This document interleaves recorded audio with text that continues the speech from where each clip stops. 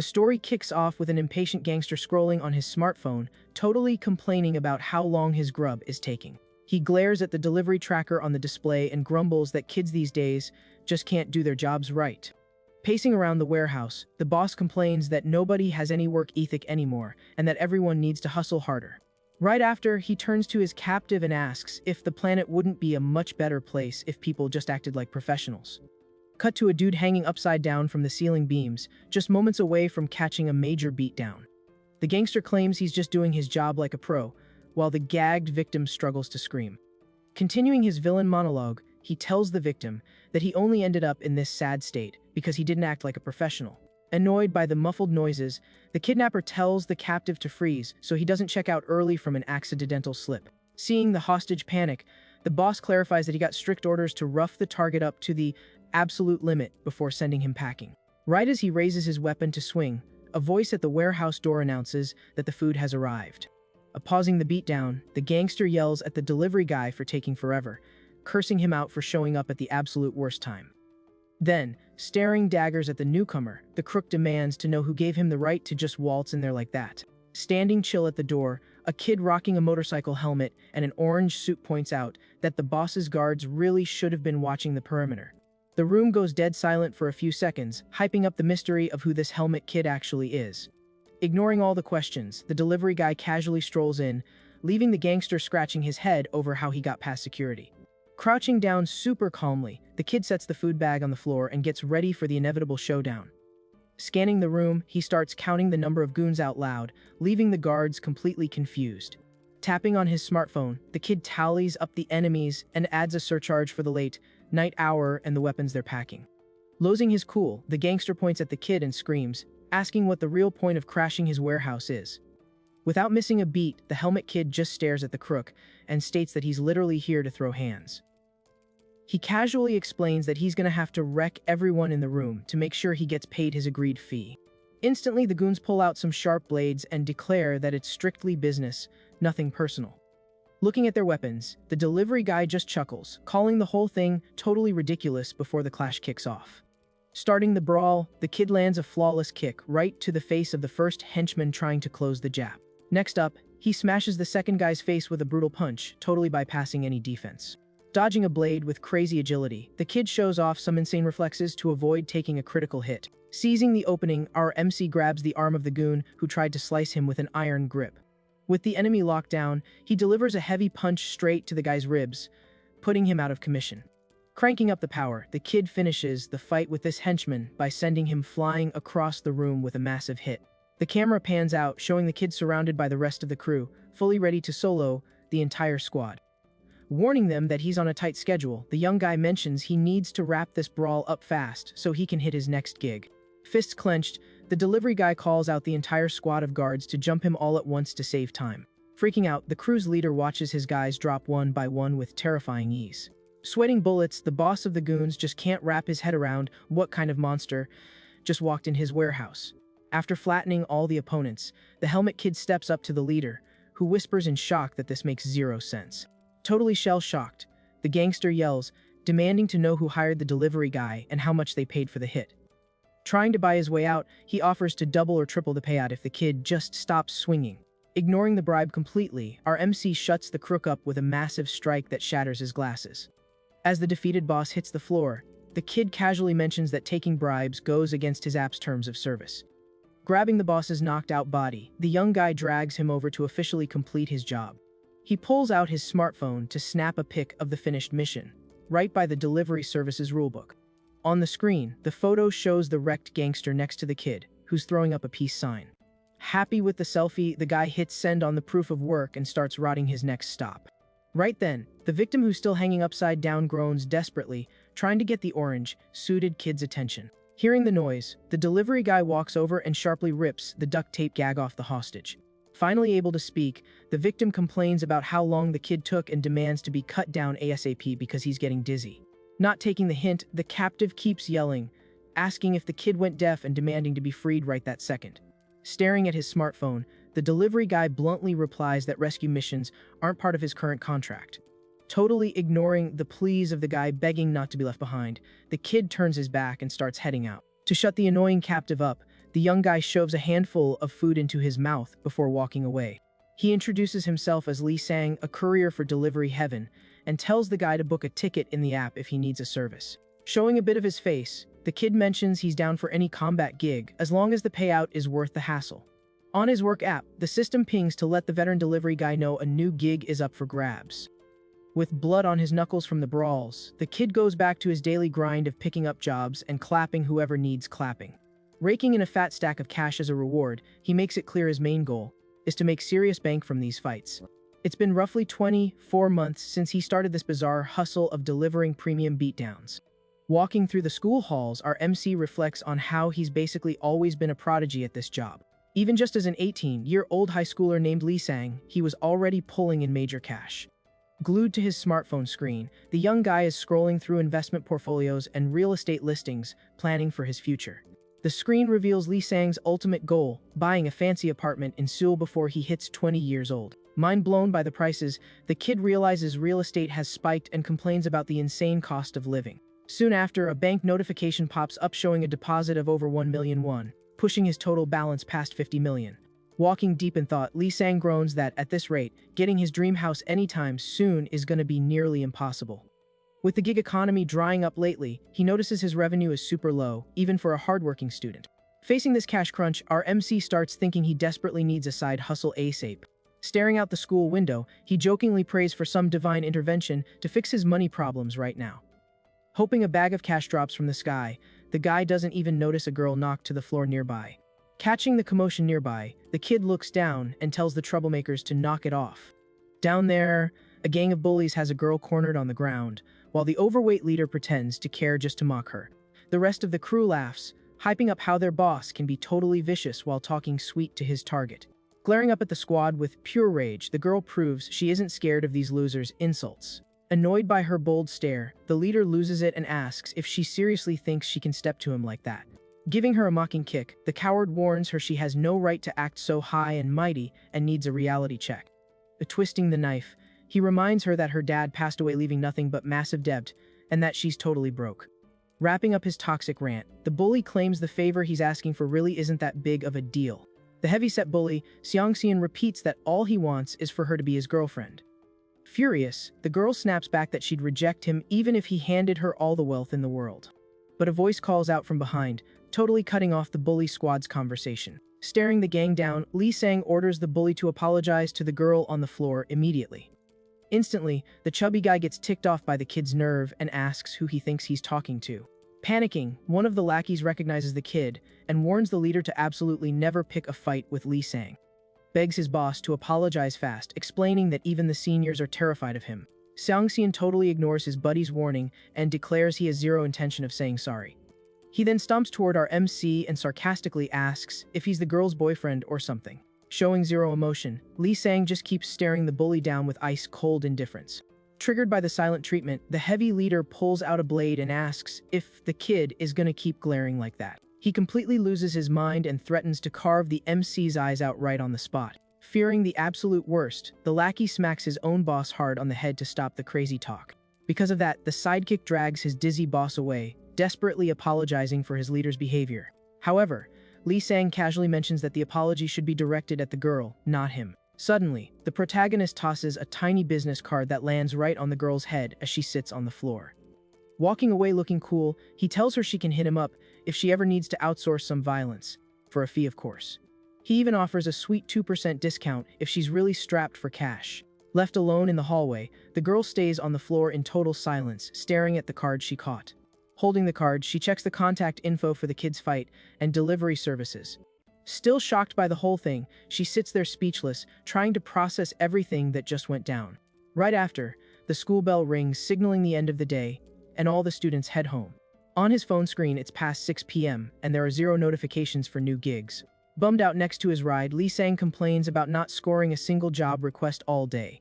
He sighs heavily while watching the sunset, muttering to himself about how hard it is to make a buck. Staring at the massive city full of shiny new high-rises, he really feels the crazy wealth gap around him.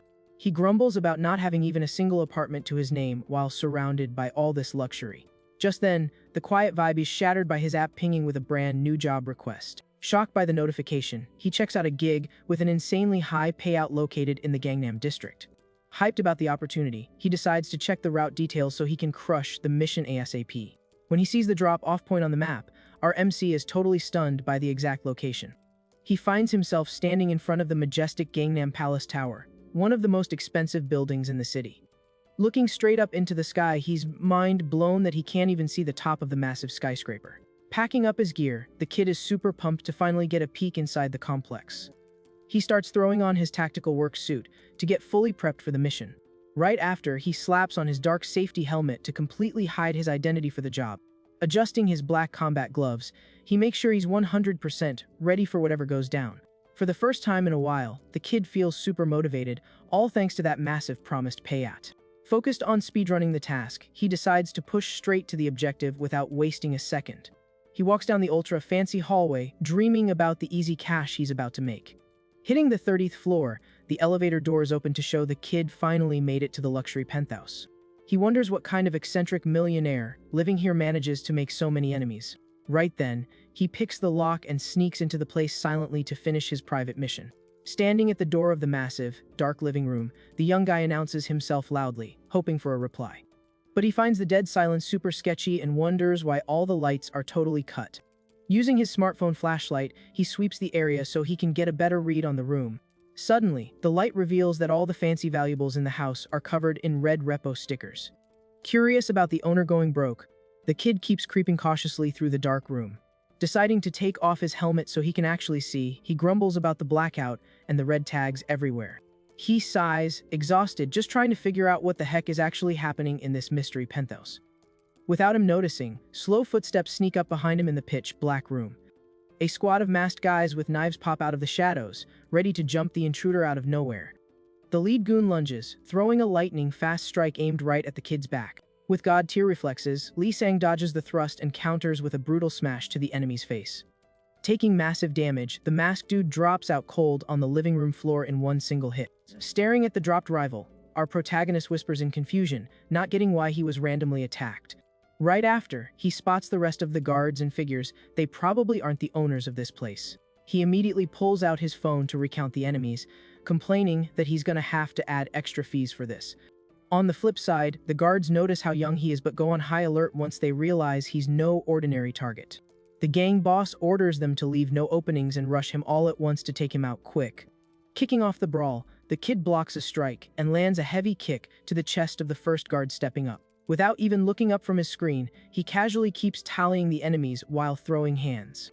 The thugs are shocked, seeing this kid dodge their lethal strikes like it's absolutely nothing. Ticked off by the kid's cocky attitude, one of the attackers tries to land a furious downward strike. But our MC catches the guy's arm mid-air with an iron grip, stopping the hit cold before it connects. Taking the opening, he unleashes a lightning, fast combo into the guy's gut with insane power. At that moment, he uses a spinning kick to launch another guard's body, sending him crashing into the wall. Right after, he uses a nearby metal fixture as a springboard to keep raining attacks on the bad guys. Using the metal bar, he drops a devastating aerial strike right on another opponent's head. The squad leader watches in pure disbelief as the kid speedruns, knocking out all his men. Not even breaking a sweat, Lee Sang updates the tally on his phone, confirming 5 are down. Soon after, he throws a flawless straight kick that launches another thug to the far side of the room. Suddenly, a massive, jacked guard sneaks up from behind and locks the protagonist in a brutal bear hug. The giant dude brags that quick guys like him are easy to crush with just raw weight and brute strength. But the big guy starts panicking when he realizes the kid has way more strength and weight than he looks. Feeling Lee Sang's insane grip strength, the giant guard freaks out and asks where this crazy power is coming from. Annoyed by the idea of two dudes hugging like that, the kid squeezes the enemy's arm harder, making him howl in pain. Hearing his rival groan, he effortlessly breaks the hold, using his totally absurd muscle power. Just then, the masked leader watching screams, demanding to know why the rest of his guys haven't jumped in yet. Staring down the last villain standing, Lee Sang sarcastically asks if he wants the delivery guy to walk over to him. The thug realizes this kid is an absolute beast and starts taking wobbly steps back, while the luxurious hallway outside Unit 8001 is dead silent. Suddenly, the last guard's body gets launched brutally, smashing right through the fancy apartment door. Looking at the property damage, Lee Sang checks his phone and confirms he's taken down exactly 7 enemies. Sprawled out, the last defeated thug just groans in pain, totally unable to get up after that beatdown. However, the kid notices the math isn't mathing and senses there's still one more person hiding in the room. Instantly, he throws a lightning fast punch that stops just millimeters from the face of someone who just popped out. Surprised by who he's looking at, the kid recognizes her face and cancels the attack immediately. The student also looks shocked when she realizes the identity of the guy who almost decked her. Staring at the boy, she asks awkwardly what on earth he's doing in this multi-million-dollar apartment. With total indifference, Lee Sang flips the question, wanting to know what she came looking for here. Flashing her phone with the app open, the girl reveals she's the one who booked the kids' combat services. She explains that the knocked-out guys are professional sweepers sent after her, which really complicated the jig. Impressed that he took down the whole squad without taking damage or unaliving anyone, she admits he's got skills for the job. Totally confused, Lee Sang just stands there puzzled by the girl's weird comment. With a serious face, the girl gets ready to make a major pitch to the delivery boy. Skipping the small talk, she suggests they start teaming up officially from today on. Explaining the constant danger she's in, the student insists she wants to put his muscle on a permanent retainer. She promises the missions won't be that different from his current grind, but he annoyedly asks what the point is. He makes it crystal clear he doesn't do full-time bodyguard gigs because it goes against his personal rules. Countering his rejection, the student mentions she heard the school bully say earlier that Lee Sang was totally broke. Using that, she points out he should probably fix his own cash flow issues before turning down any jobs. Locking eyes with the guy, she waits to see if the money factor will get him to flip his answer. Annoyed, the kid grumbles that hard cash is super rare these days, but tells her to pay up right now. Plus, the guy warns her that the price just skyrocketed because of the unexpected guards and demands the full fee with zero discounts. Suddenly, a massive brick of physical cash drops heavily onto the floor right at his feet. An absurd amount of money comes crashing down, spilling all over the kid's boots. Mind blown by the sight, he hears the student offer the insane payout of 100 million won per completed mission. Brushing off the kid's rules, she declares she needs his skills and he desperately needs her cash. She wraps up saying that what really matters is that their interests line up perfectly for this alliance to work. Grabbing one of the stacks of cash, Lee Sang can barely believe he's holding this much of a fortune in his hands. He mentally questions if there's really 100 million won right there in his grip. Watching the kid's shock, the girl teases him, saying his facial expression finally looks a little better.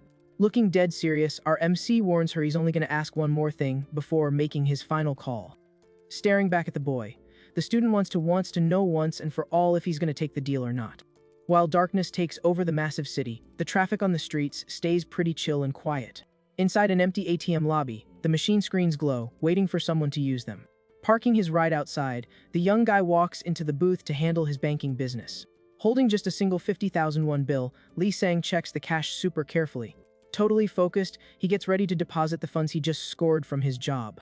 Next, he slides the cash into the machine to make the transfer go through right away. The ATM starts processing while the kid waits for the digital confirmation on the screen. Automated mechanical sounds echo from the machine as it counts the cash the guy just inserted. Sweating a bit, he stares at the display, praying the deposit goes through without a hitch. On the screen, the system confirms the 50,000 won deposit and displays a total balance of over 52 million won. Seeing the machine's thank you message, Lee Sang freezes, totally unable to react. Shocked, he realizes that the massive pile of cash he just earned wasn't fake after all. Flashing back 2 hours, the student was repeating her question, demanding his final answer. Keeping her defiant posture, she waited to see if the guy would accept or reject the partnership. Staring at the mountain of bills on the floor, the kid was struggling to process this unreal situation. After a few seconds of silence, the young guy makes his call on the proposed contract. Being practical, he agrees to forge the alliance with the student and play by her rules. So, he starts gathering up the money super fast to make sure he doesn't leave a single bill behind. But suddenly, he kicks the whole pile of cash and calls the girl a moron if she thought he'd fall for that. With the fake bills fluttering around, the guy sarcastically admits her little prank fooled him for a second. Snatching a counterfeit bill, Lee Sang gets ready to call out the girl's bluff right there. He confidently declares that every single bill on the floor is totally worthless Monopoly money. Breaking down how the smell, texture, and color get away, he asks if she really thought he was that dumb. Furthermore, the kid brings up what the school bully said about her family's bankruptcy, proving she's broke. After a brief silence, the girl asks if his rejection is final and warns him he's going to regret it. Replying to her warning, Lee Sang just flips her the bird, showing massive disrespect for the whole situation. Walking away, the kid tells her he's waiving the fee as a courtesy and tells her to never speak to him at school again. But her warning is echoing in his head now that he just verified the banknotes were actually real. Panicking, he smashes his own face against the booth's glass, wondering if he should go beg for the deal back. Whining about his epic fail, the guy asks himself if he'll ever get another shot at a payout like that. Looking down at his smartphone, the kid tries to find some comfort, hoping some new profitable gigs pop up soon. Opening his trading app, he notices the crypto he bought a few days ago is pumping hard. Mind blown by the quick gains, he sees the numbers in his account suddenly shoot up. Laughing out loud from pure joy, the guy celebrates his ROI and starts planning to buy that dream penthos. But the hype is super short-lived as the charts nosedive hard, showing a crash of basically 100%. In this chaotic moment, the kid just stands frozen in the booth, having no clue what to do after wrecking his finances. Suddenly, a massive crash echoes down the street as he takes his rage out by shattering the phone booth's glass.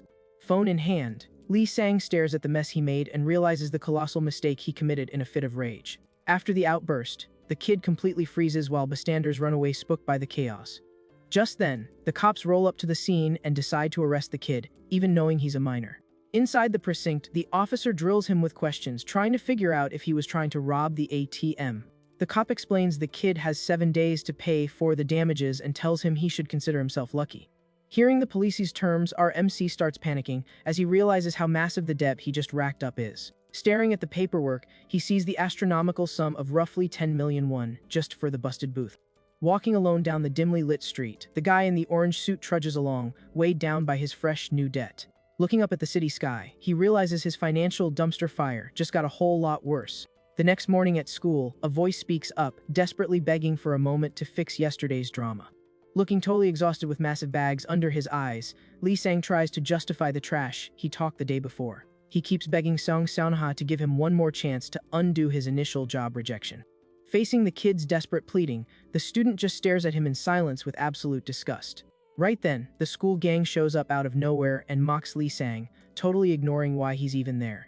The gang leader brags that the timing is perfect, since he was already planning to hunt the kid down and jump him. He keeps flexing, saying he called in some legit fighters to take out our MC once and for all. So, the bully squares up to resume the fight that got interrupted yesterday afternoon.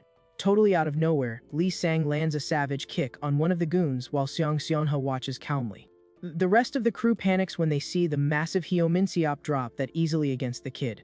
Furious, one of the guys charges the protagonist and asks if he's completely lost his mind pulling a stunt like that.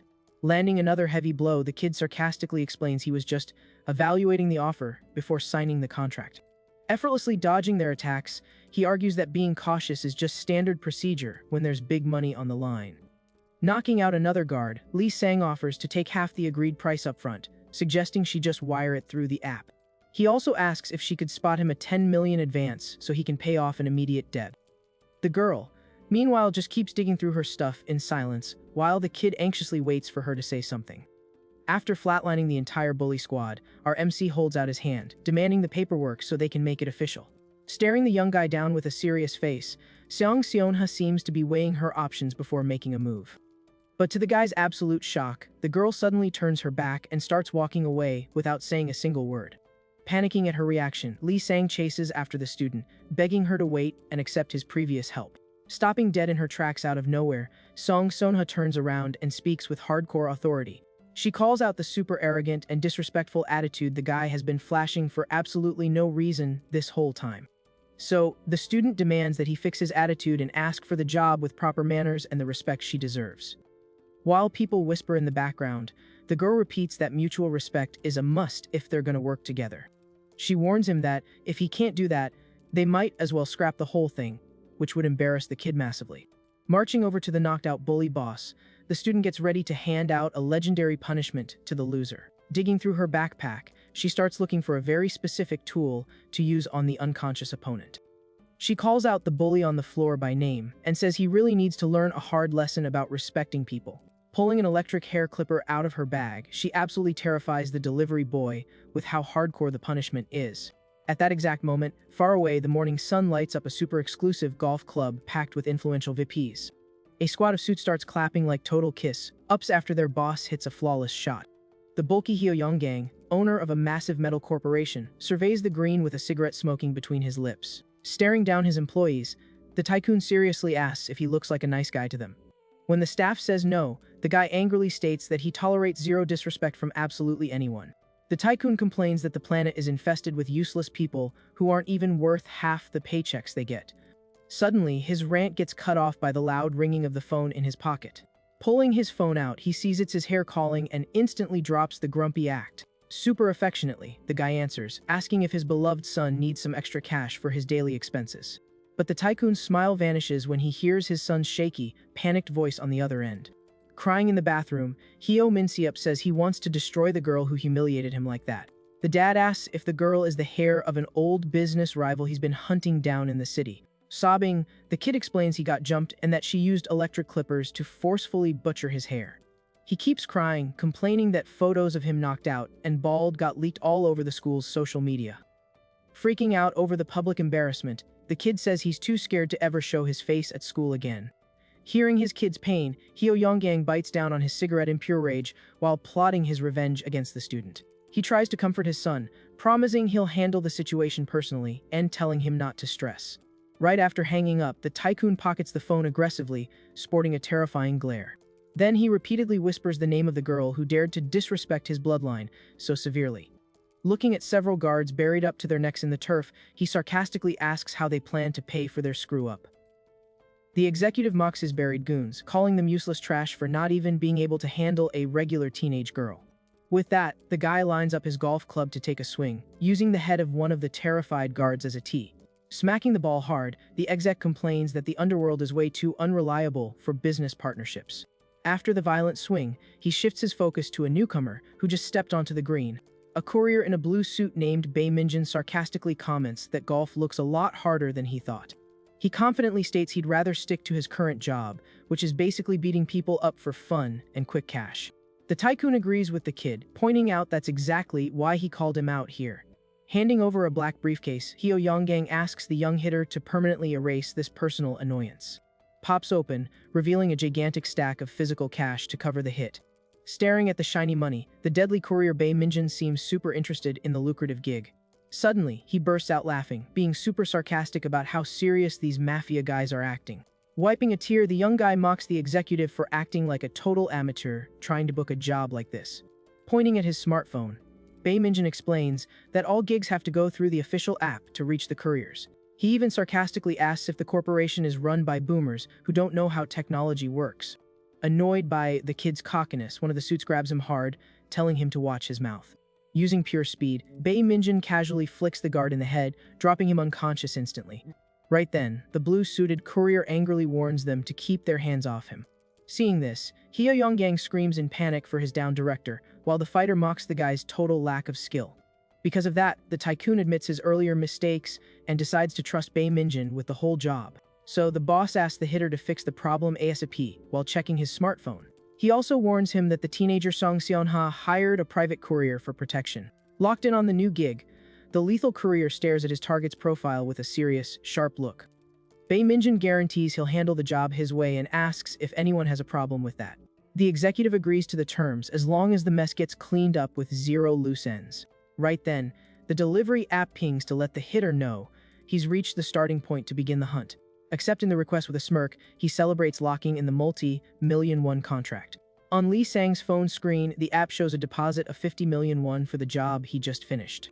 Right after, the blonde kid remembers that, from now on, all payments will go straight through the delivery app. He goes over the rules of the deal, stressing that she can't take on any side gigs during this time. Pointing a finger at the kid, Song Seon-ha demands he stick by her side 24/7, no matter what.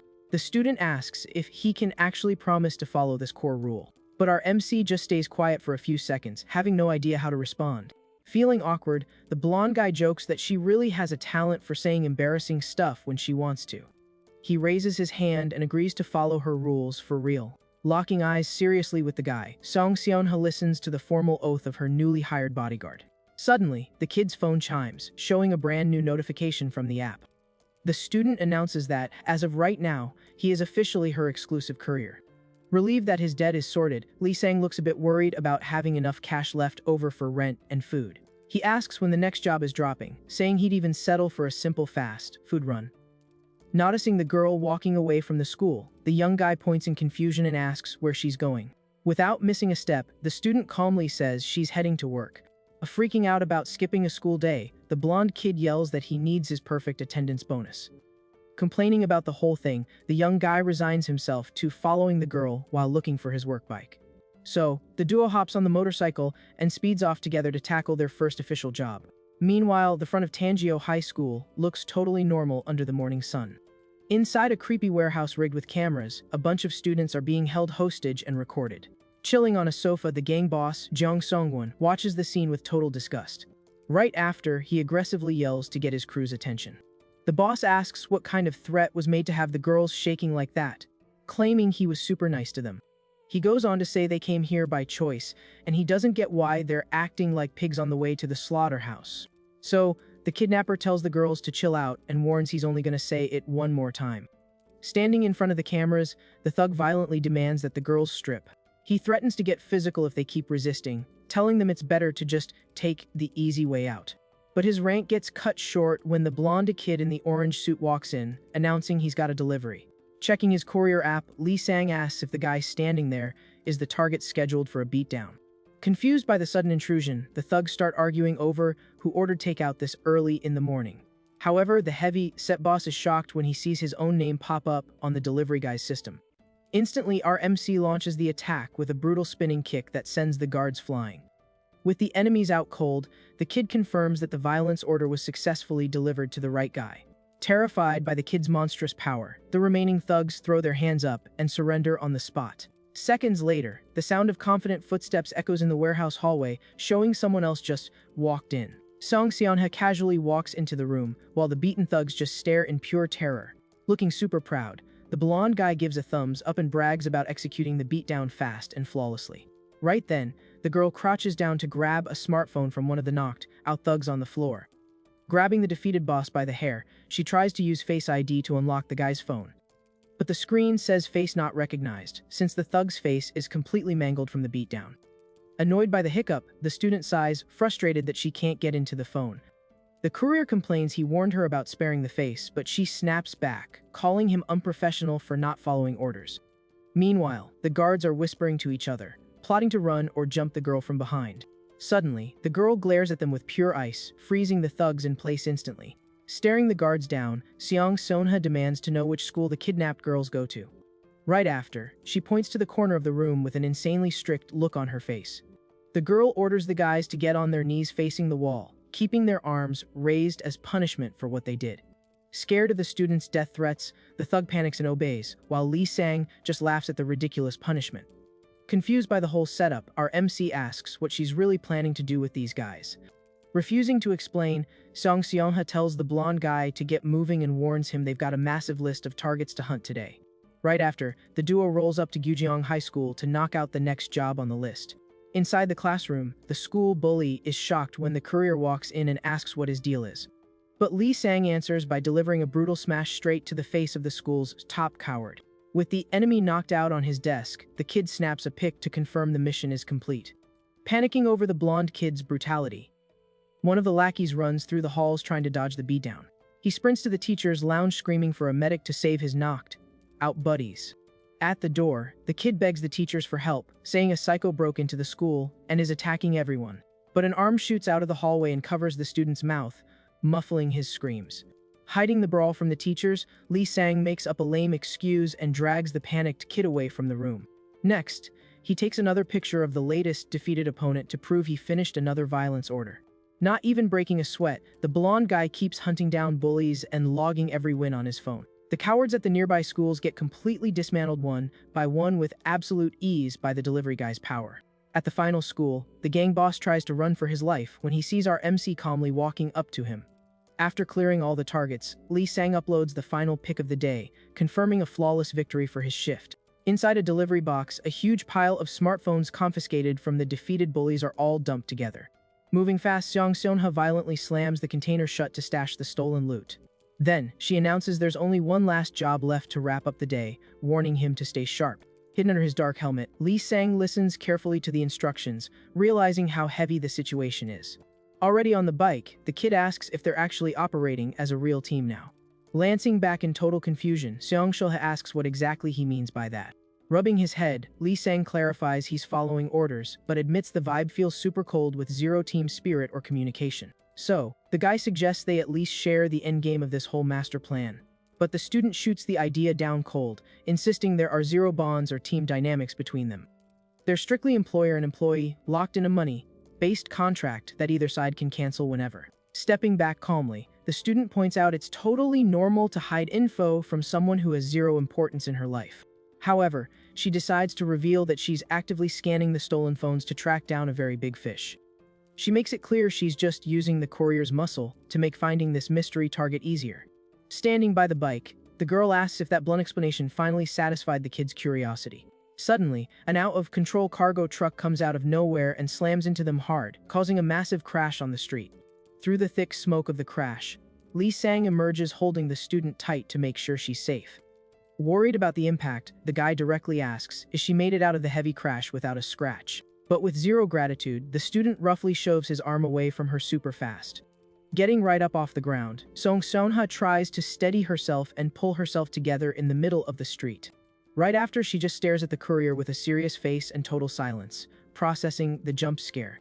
Meanwhile, the young guy holds his helmet and groans about his injuries, confirming he's pretty banged up from the fall.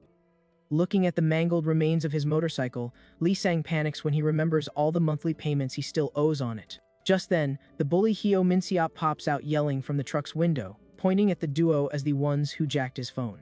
Mad about the miss, the kid insults the driver for failing to hit the target and demands he finish the job he was paid for. Laughing at the whole mess, the lethal courier Bae Minjin drops some sarcastic excuses, blaming the miss on just being rusty. Then, the veteran hops out of the truck and tells the kid who hired him to sit tight in the cab while he fixes the hiccup. To the back of the truck, the blue-suited hitman starts opening the massive cargo door. Throwing the doors wide open, Bae Minjin promises to deliver their order of violence right now. On the pavement, the screen of one of the stolen smartphones is completely shattered from the crash. Picking up the busted phones, Song Seonha gets furious that the evidence got trashed in the wreck. Boiling with rage over the loss, the young girl realizes the situation just got way more complicated than she planned. Checking out the logo on the truck, she realizes the deadly Gadu Courier Company is behind the attack. Immediately, Song Seonha warns the kid that this is no regular delivery company and tells him to tread carefully.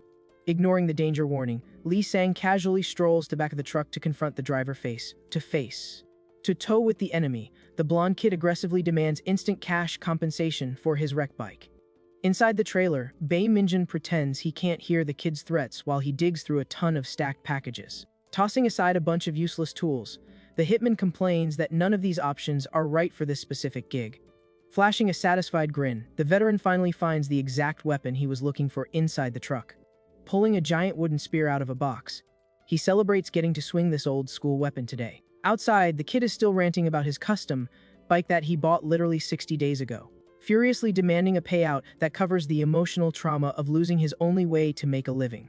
Suddenly, the man leaps from the truck, launching a deadly downward strike with his sharp weapon. Lifting the spear, Bae Minjin jokes that he's lost his touch and can't control his power levels anymore. Looking at the crater he made, the hitman laughs and says the kid only dodged the first hit because his aim was off. With that, the rival sarcastically warns the young guy he won't last long in this line of work if he doesn't change his attitude. Standing completely still in the middle of the wrecked street, our MC hears the opponent say dodging would have been smarter than blocking. Silent, Lee Sang just stares at his own clenched fist, feeling the shockwaves from the clash. Laughing at the kid's reaction, Bae Minjin says he totally gets that youthful urge to show off and flex power. Sarcastically pointing out that cockiness and lack of control have sent plenty of hot-headed kids straight to the graveyard. Showing zero fear, the courier squares up and dares the enemy to throw another strike. Adjusting his helmet, the blonde kid admits he misjudged the rival's weapon, but swears he'll block whatever comes next. Annoyed by the kid's cockiness, the hitman's face instantly shifts into a dead serious, lethal glare. Gripping the weapon tight, he repeats the warning, claiming the kid's arrogance is gonna cost him his life. Moving blindingly fast, the veteran fighter charges, throwing a max power strike straight at our MC. Reacting quick, Lee Sang raises his right arm firm to tank the direct hit from the lethal weapon. From the insane impact, the wooden end of the polearm completely shatters against the blonde's tough guard. Stunned that his attack failed, Bae Minjin's eyes go wide, seeing his favorite weapon pulverized so easily. Calmly holding the broken piece, Lee Sang confidently states he finally figured out the rival's timing. realizing he's adapted to the enemy's speed, while smoke literally rises from his hardened forearm. So, the kid dares the opponent to grab another weapon, swearing he'll smash anything thrown his way. Staring at the broken wooden handle in his hand, the hitman is absolutely blown away by the kid's physical specs. Then, he lets out an ironic chuckle, realizing this fight just got way more fun than he expected. The veteran notes that watching the kid risk his life like that brings back memories of his own reckless youth. With that, the guy hits a switch on the broken pole, revealing some hidden mechanics inside the wood. Holding the modded weapon, he steps up firmly to keep the brawl going against the delivery guy. Suddenly, the hitman looks back and calls the rich kid in the truck, telling him he needs some backup in this fight, ordering the scared kid to stop shaking and get out of the car right now to help with the ongoing mission. Furious, Hyo-min-seop points through the glass and screams that he's the one paying, demanding his money back. To shut the spoiled brat up, the veteran smashes the car frame brutally, right next to the kid's ear. Keeping his cool, the hitman asks if the rich kid has ever worked a single part-time job in his entire life, sarcastically complaining about how modern parents ruin their kids with useless luxuries. Then, the guy asks if the kid even knows what freight transport is, pushing the boy to the edge of a panic attack. Suddenly, Song-seon's deafening scream rips through the air, calling out our MC with uncontrollable rage. Shocked by the random outburst, Lee Sang looks back and sees his client looking absolutely furious. She drops a harsh warning, demanding he act like a paid professional and telling him to drop the ego during the mission. Song Seon-ha highlights the massive risks of fighting bare-handed and orders him to fall back immediately, but Lee Sang cuts her off like a boss. Oozing confidence, the delivery boy states that combat is his specialty and tells her to stay out of it. Annoyed that he crossed the line, Song Seon furiously warns the kid not to try and lecture her. Watching the duo bicker, Bae Minjin comments on how rough the kid talks when dealing with a girl. Instantly, our MC throws a violent punch right at the spiky part of the opponent's weapon using max power. From the deafening impact, the rival's metal weapon starts blowing up into pieces all over the place. Despite the shock, the blue-suited hitman backsteps fast to get his balance and reset his fighting stance.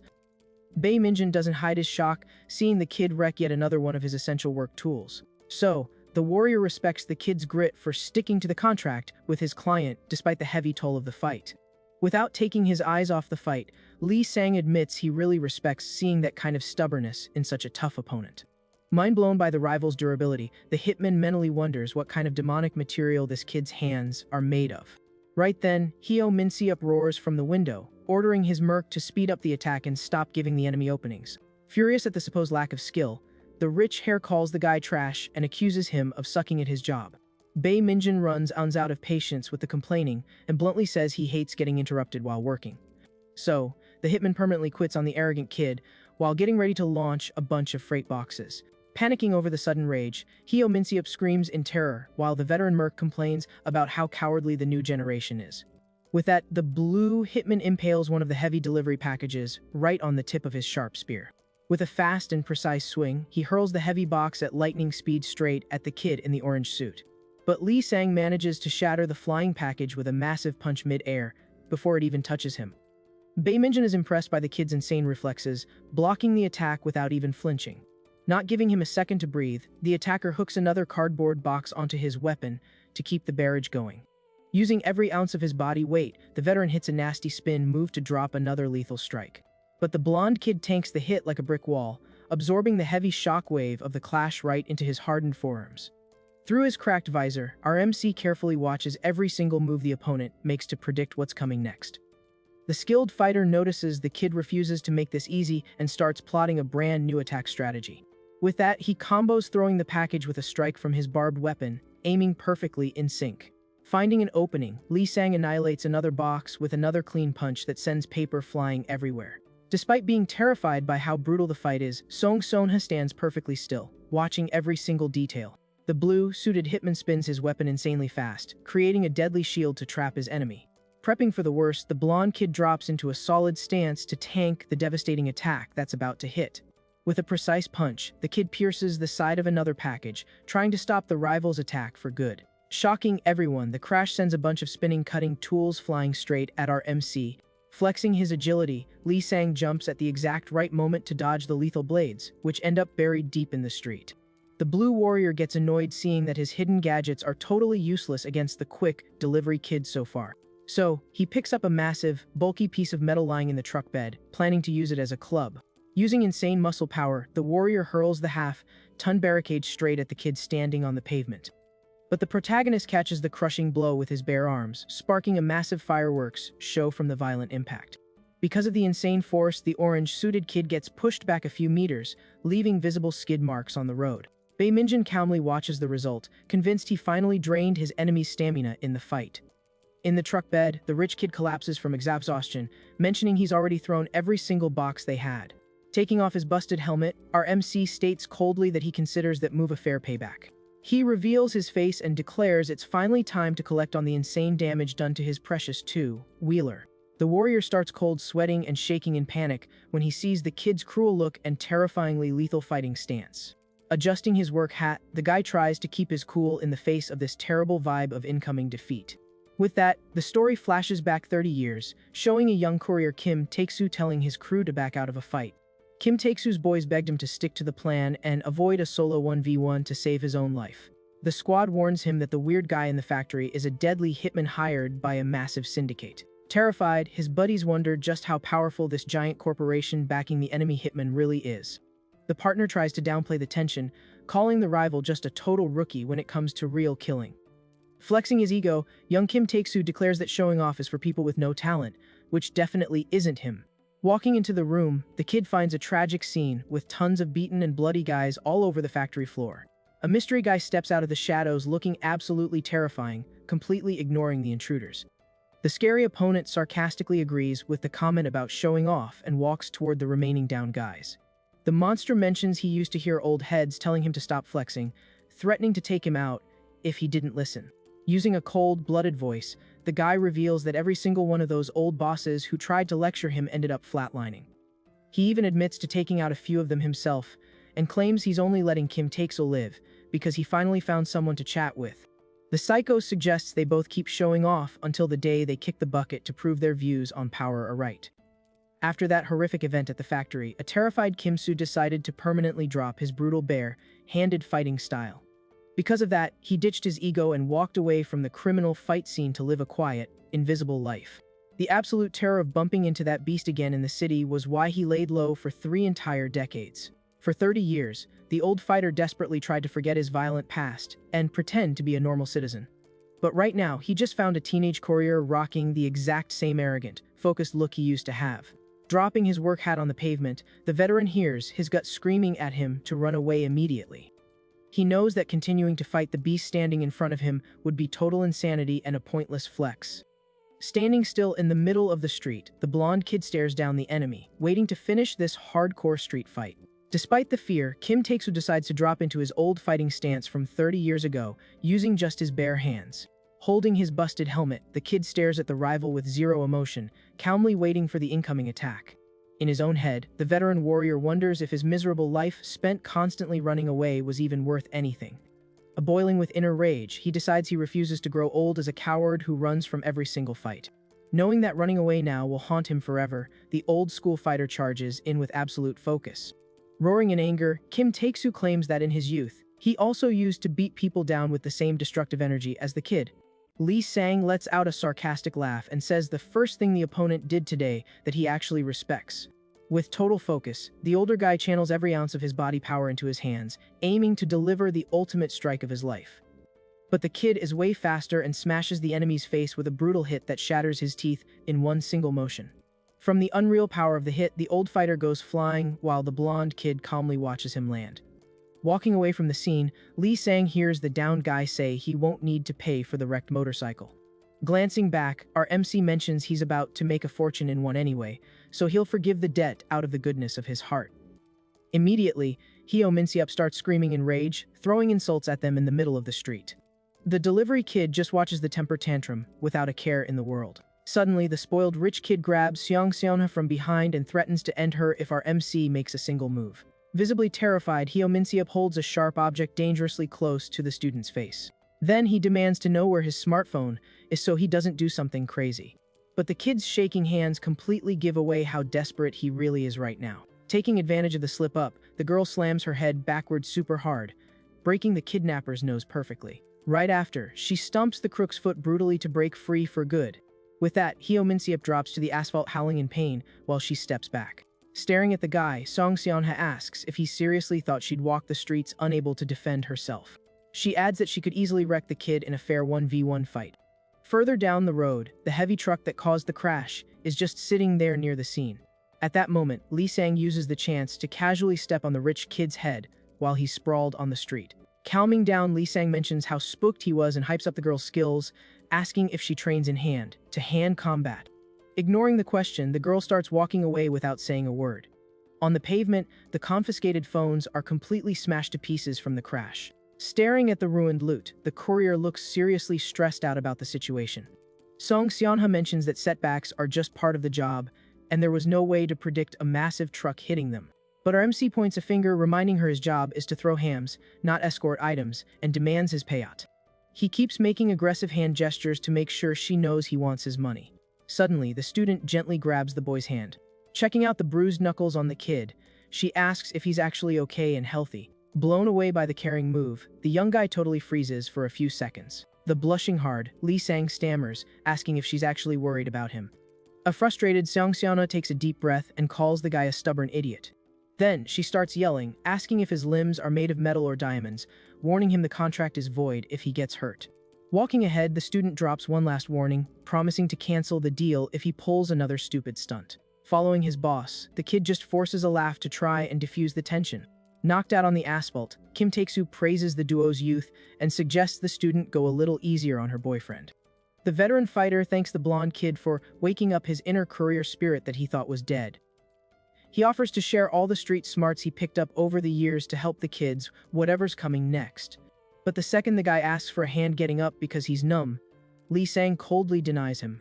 Walking down the city street, the kid asks how they're going to get to the next stop since his bike is trashed. Suddenly, the old man yells from a distance, warning the couple they are in massive, lethal danger. He makes it clear he's not joking and says their names just got bumped to the absolute top priority hit list. Confused by the weird term, the kid wants to know exactly what this priority gig means. Stressed out, Song Seonha realizes things are moving way too fast to come up with a new plan in time.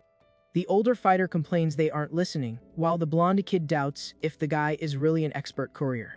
Right then, the app clarifies that every single driver has the green light to accept this hit simultaneously.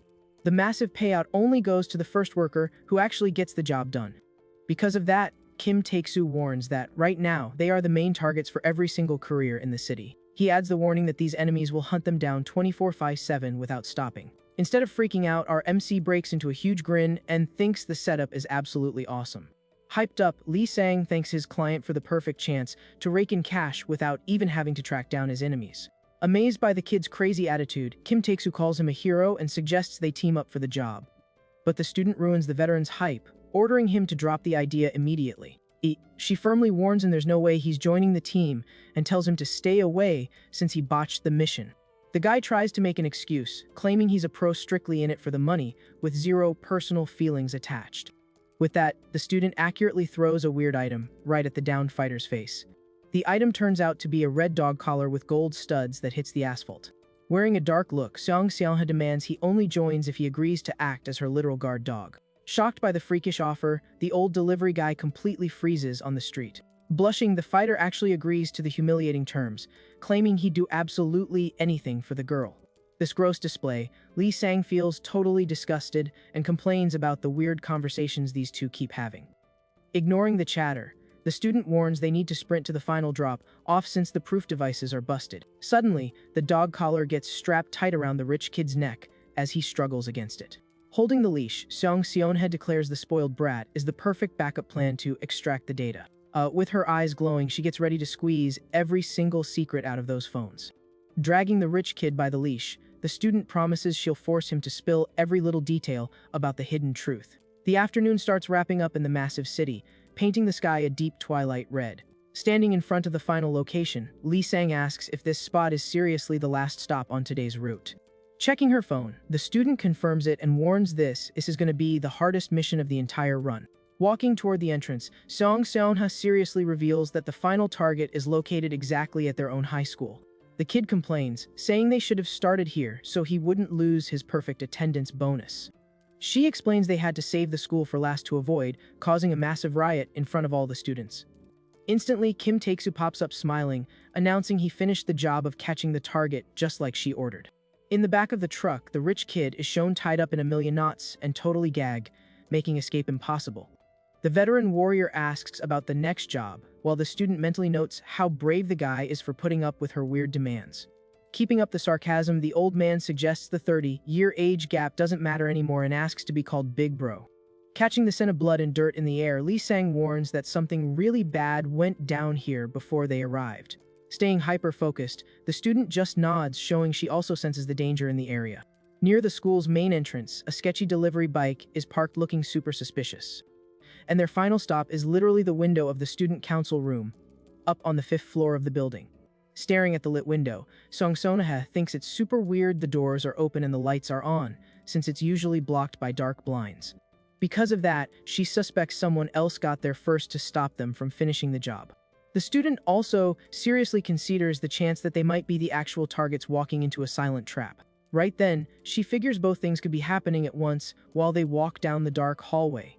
Suddenly, a mystery kid in a light suit pops up complaining about the wait and reveals he already wiped out the entire student council. With zero guilt, the intruder says he got bored waiting and decided to walk around, taking out everyone else in the building.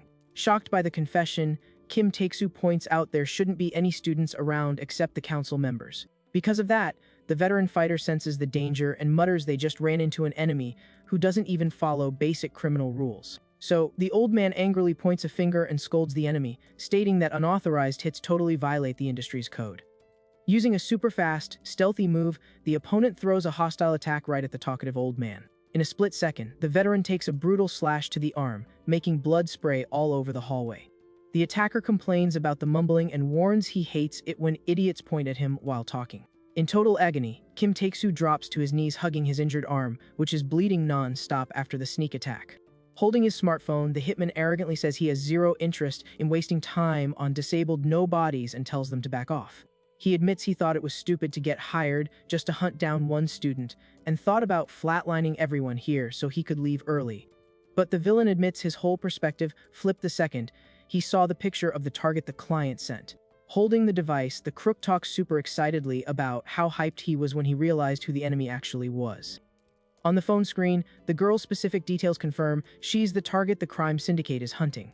Because of that, Song Xiaona watches her ally nervously as the dangerous opponent says the kid's name out loud. Staring at the blonde guy like a total psycho, the hitman with glasses greets him, saying it's been a long time since they crossed paths. He sarcastically claims they go way back, and that they're cut from the same cloth in the underground fight scene. Doing this, the enemy tries to bait our MC, who just keeps his head down, taking the insults in total silence. In dead silence, the duo waits to see what happens next in this tense standoff in the middle of the fancy school hallway. Curious about what she just heard, the student asks if her paid bodyguard actually has a friend like that. She demands answers from the guy, pointing out she never expected him to hide such dangerous ties from his past. Stepping forward, Lee Sang clarifies the guy isn't exactly a friend and gets ready to handle the situation. Right then, our MC reacts super fast to make sure his client is safe from the enemy's frontal attacks. Grabbing the student tight, the blonde kid acts as a human shield right in the path of the violent intruder.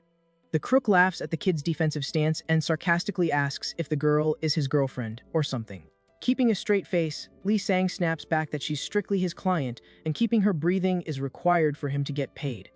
He demands the hitman leave the girl out of this and settle any old beef directly with him. Staring down the hero with a wicked look, the opponent gets into position to start a lethal brawl right there. Rejecting the offer completely, the crook rushes in with insane speed, launching a fast attack with his blade. Relying on crazy instincts, the blonde kid manages to dodge the fatal strike while holding the student tight to protect her. Mocking the kid's defense, the rival throws another flurry of rapid attacks, giving him zero time to breathe. Backing up quickly down the hall, the young courier does everything he can to stop the opponent's blade from hurting his client. Panicking over the brutal fight, the student clings tightly to our MC's chest while they move frantically. Hearing the girl's heavy breathing, the kid stays focused to make sure she doesn't take a single scratch in the brawl. The hitman sarcastically asks if the kids seriously forgot what kind of monsters they are in the underworld. Flashing a dark smile, the enemy repeats the insult to mess with the young courier's head mid-fight. He goes on to cruelly ask about the tragic fate of the people the kid promised to protect back in the day. Hearing those harsh words, Lee Sang stays quiet while painful memories seem to flood his mind. Seeing this, the enemy admits the kid's insane physical strength is still there even after taking so much time off from real fights. But the villain takes advantage of a split-second distraction to unleash a wave of fast strikes against the hero's guard. The hitman brags about being totally superior in speed and technique, forcing our MC to back up in frustration against the assault. The crook admits there's no way to know who'd win a fair 1v1, but warns that using the girl as a shield just makes winning way easier. He mocks the blonde guy for disappearing and laughs at the fact that he found him pretending to be just an ordinary, smiling high schooler. Dripping with sarcasm, the hitman says this peaceful routine made the kid soft and tells him to look at how pathetic he is now. The villain repeats that school life doesn't suit him and practically begs our MC to come back to the underground fight club. Quietly, Seong Seonha watches the whole thing and starts to realize she's just dead weight to her bodyguard in this fight. Because of that, the student stares at her own hand looking determined, proving she refuses to just be a helpless pawn. Showing a face that suddenly got super serious and focused, she makes a quick choice to change the outcome of this deadly fight. Without hesitating, the girl slides across the hallway floor at lightning speed straight toward the violent enemy. Shocking everyone, the student charges in with purpose and slams hard right into the back of the hitman with glasses. Caught completely off guard by the girl's crazy move, the criminal freezes instantly, totally unable to react. Watching this totally random event, Lee Sang's eyes go wide, unable to understand the sudden move his client just pulled. The villain lets out a sarcastic laugh, asking if she's trying to seduce him, and wonders if the blonde kid fell for the same dumb trick. Ignoring his jokes, the young girl asks in a threatening voice if she really looks like a delicate problem in the middle of a fight. Staring the opponent down up close with pure rage, she dares the enemy to repeat what he said if he has the guts to handle the consequences.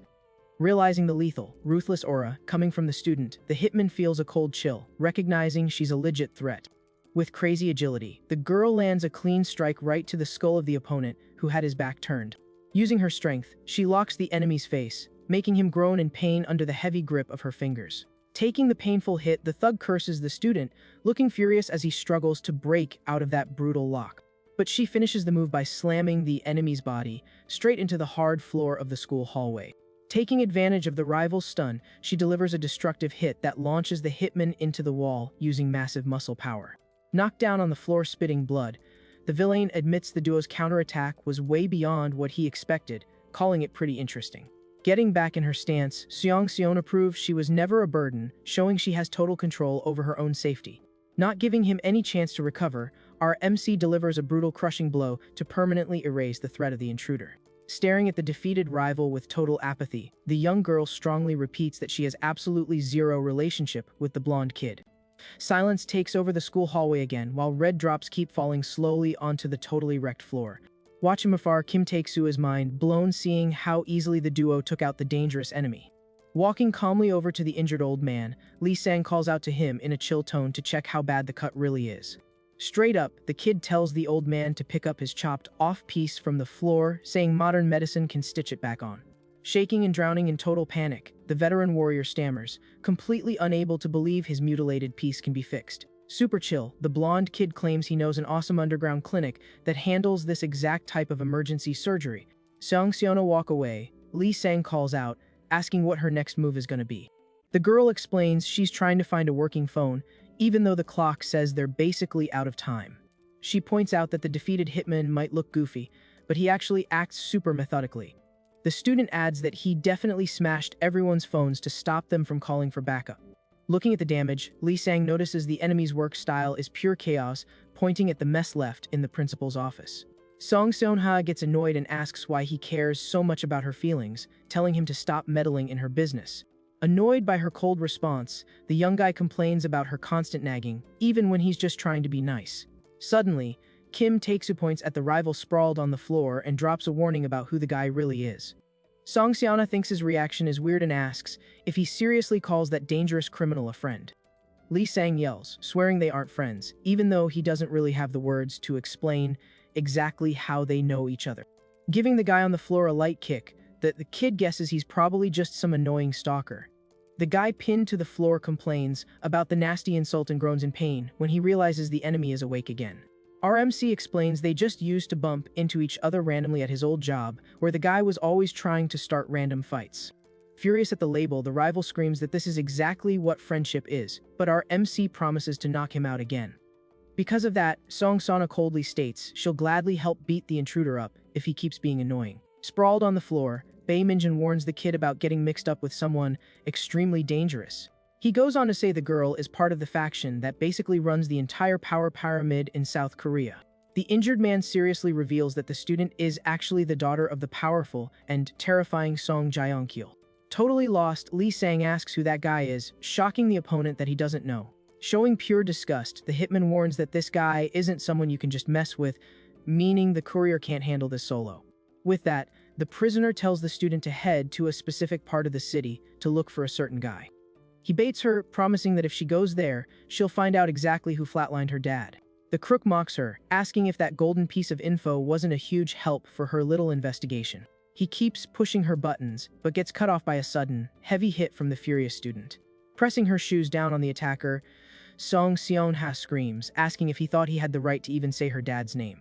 Glaring with eyes full of rage, the young girl demands the guy spill everything he knows before she decides to unalive him. Laughing at the girl's distress, the opponent refuses the offer and suggests she fix her problems with her buddy. Totally unhinged, the young girl tries to attack again, using her backpack to keep beating the enemy on the floor. But the blonde kid grabs his client's arm tight and calmly warns her she's already done enough damage. The young courier explains the opponent is just trying to make her mad so she does something stupid. Our MC firmly states the enemy will never spill the truth, since he was literally trained to handle this exact kind of pressure. The kid adds that beating him like that will only tire her arms out without actually making him quit or talk. Using a serious tone, he suggests the students start planning their next tactical move. With that, the courier gives his client a friendly pat on the shoulder to try and calm her down after that rage spike. Drowning in the awkward silence of the hallway, the duo stares at the downed enemies while the student tries to get her stress under control. Meanwhile, the bright lights of a super busy city street start glowing, signaling the start of the night shift. Suddenly, a notification for a new job request makes a digital device vibrate.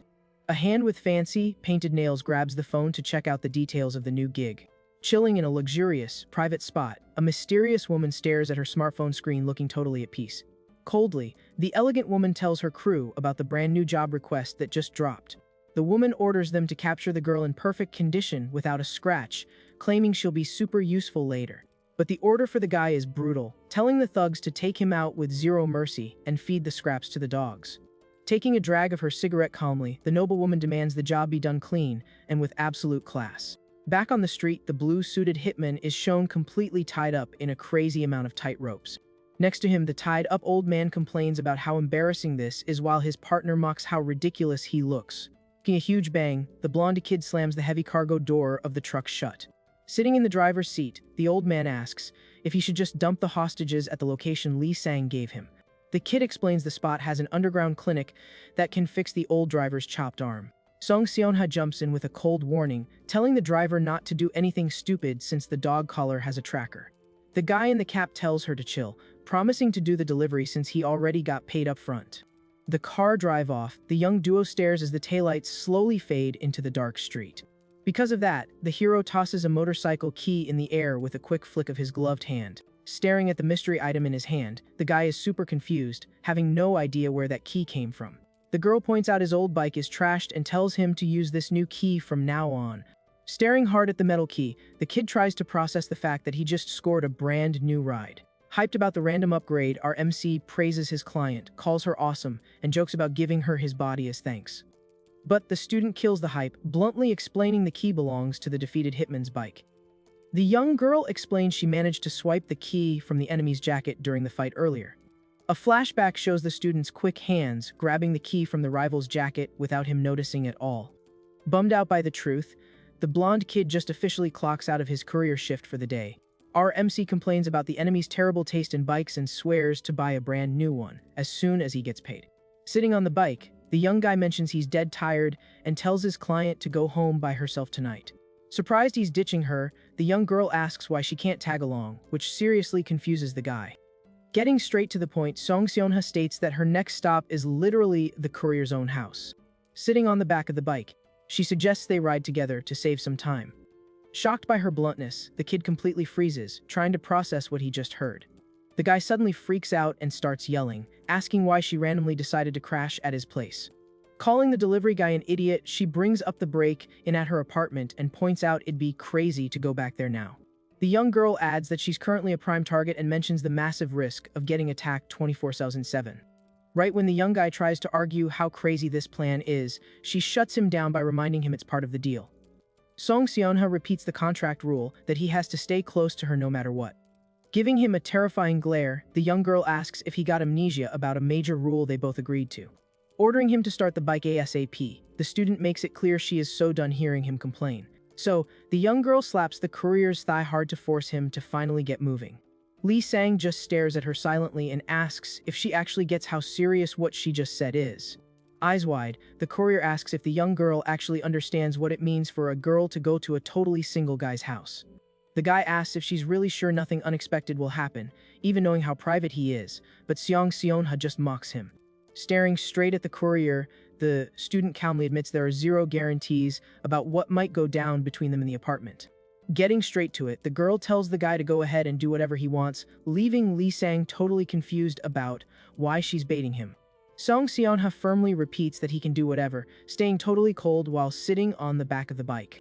The young girl goes on to say she doesn't care what he wants to do to her, as long as it helps them finish their future delivery gigs. With that, the blonde kid just looks away and stays quiet, taking in the weight of that crazy talk and having no idea how to react. Super disappointed by the student's bold comeback, Lee Sang clenches his fist hard while muttering to himself about how annoying this is. Walking ahead looking pissed, the young guy states she is totally not his type, especially with how rude and cold she acts. Next, he tosses a blanket at her and says he only has one pillow and one blanket in the place, telling her to figure out how to sleep. Right after, the young guy locks his front door tight to make sure they're safe during this crazy night on the job. But during the bike ride through the dark city streets, Lee Sang made sure to mention his place definitely doesn't have a bite in the bathroom. The scene shows the humble front of the kid's apartment building under the starry sky on that quiet night. Inside the modest bedroom, our MC is lying flat on his back on the floor, peacefully scrolling on his phone. But the second he checks his screen, the young guy freaks out seeing his crypto portfolio crash almost 100% instantly. Grabbing his stomach, the blonde complains about a stomachache and thinks it's wild that this crazy girl actually agreed to come to his place. Meanwhile, Song Seonha is still sitting on the floor of the small room, scrolling on her phone and totally ignoring the guy's whining. The young girl hugs her knees, looking deep in thought, staring at the floor in the quiet little room. Lying on the floor, Lee Sang feels like he's losing his mind having the student here and complains that her attitude has completely drained his patience. Because of that, the kid's brain replays the bold thing the young girl said in the hallway, telling him to just do whatever he wanted. He remembers the moment she calmly walked into his apartment without even a hint of hesitation or fear. The kid panics thinking he's about to have a mental breakdown for letting the most unbearable person in the world into his house. The guy deeply regrets his choice, figuring that getting dragged into this rich girl's mess is only going to ruin his life. But he tries to comfort himself by planning to walk away without looking back the exact second he gets paid. On the other side of the room, the student just watches him in silence, resting her chin on her arms, tracking every move the guy makes. Shaking his head hard, Lee Sang tells himself to snap back to reality and stop having weird thoughts about the girl sharing the room. Next, he opens a food app and tries to convince himself he's just starving, anxiously waiting for his fried chicken delivery. Suddenly, Song Seonha looks up and mentions there are only 5 minutes left until the food gets here, saying she loves seasoned chicken. The student confesses this is her first time ever eating delivery chicken and complains she didn't get to pick the flavor she actually wanted.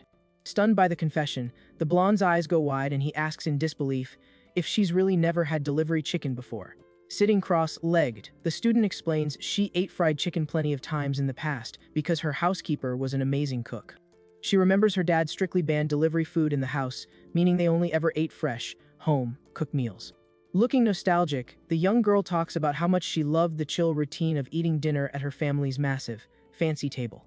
From her POV, the best and most important part of the day was when her beloved dad got off work early to eat with her.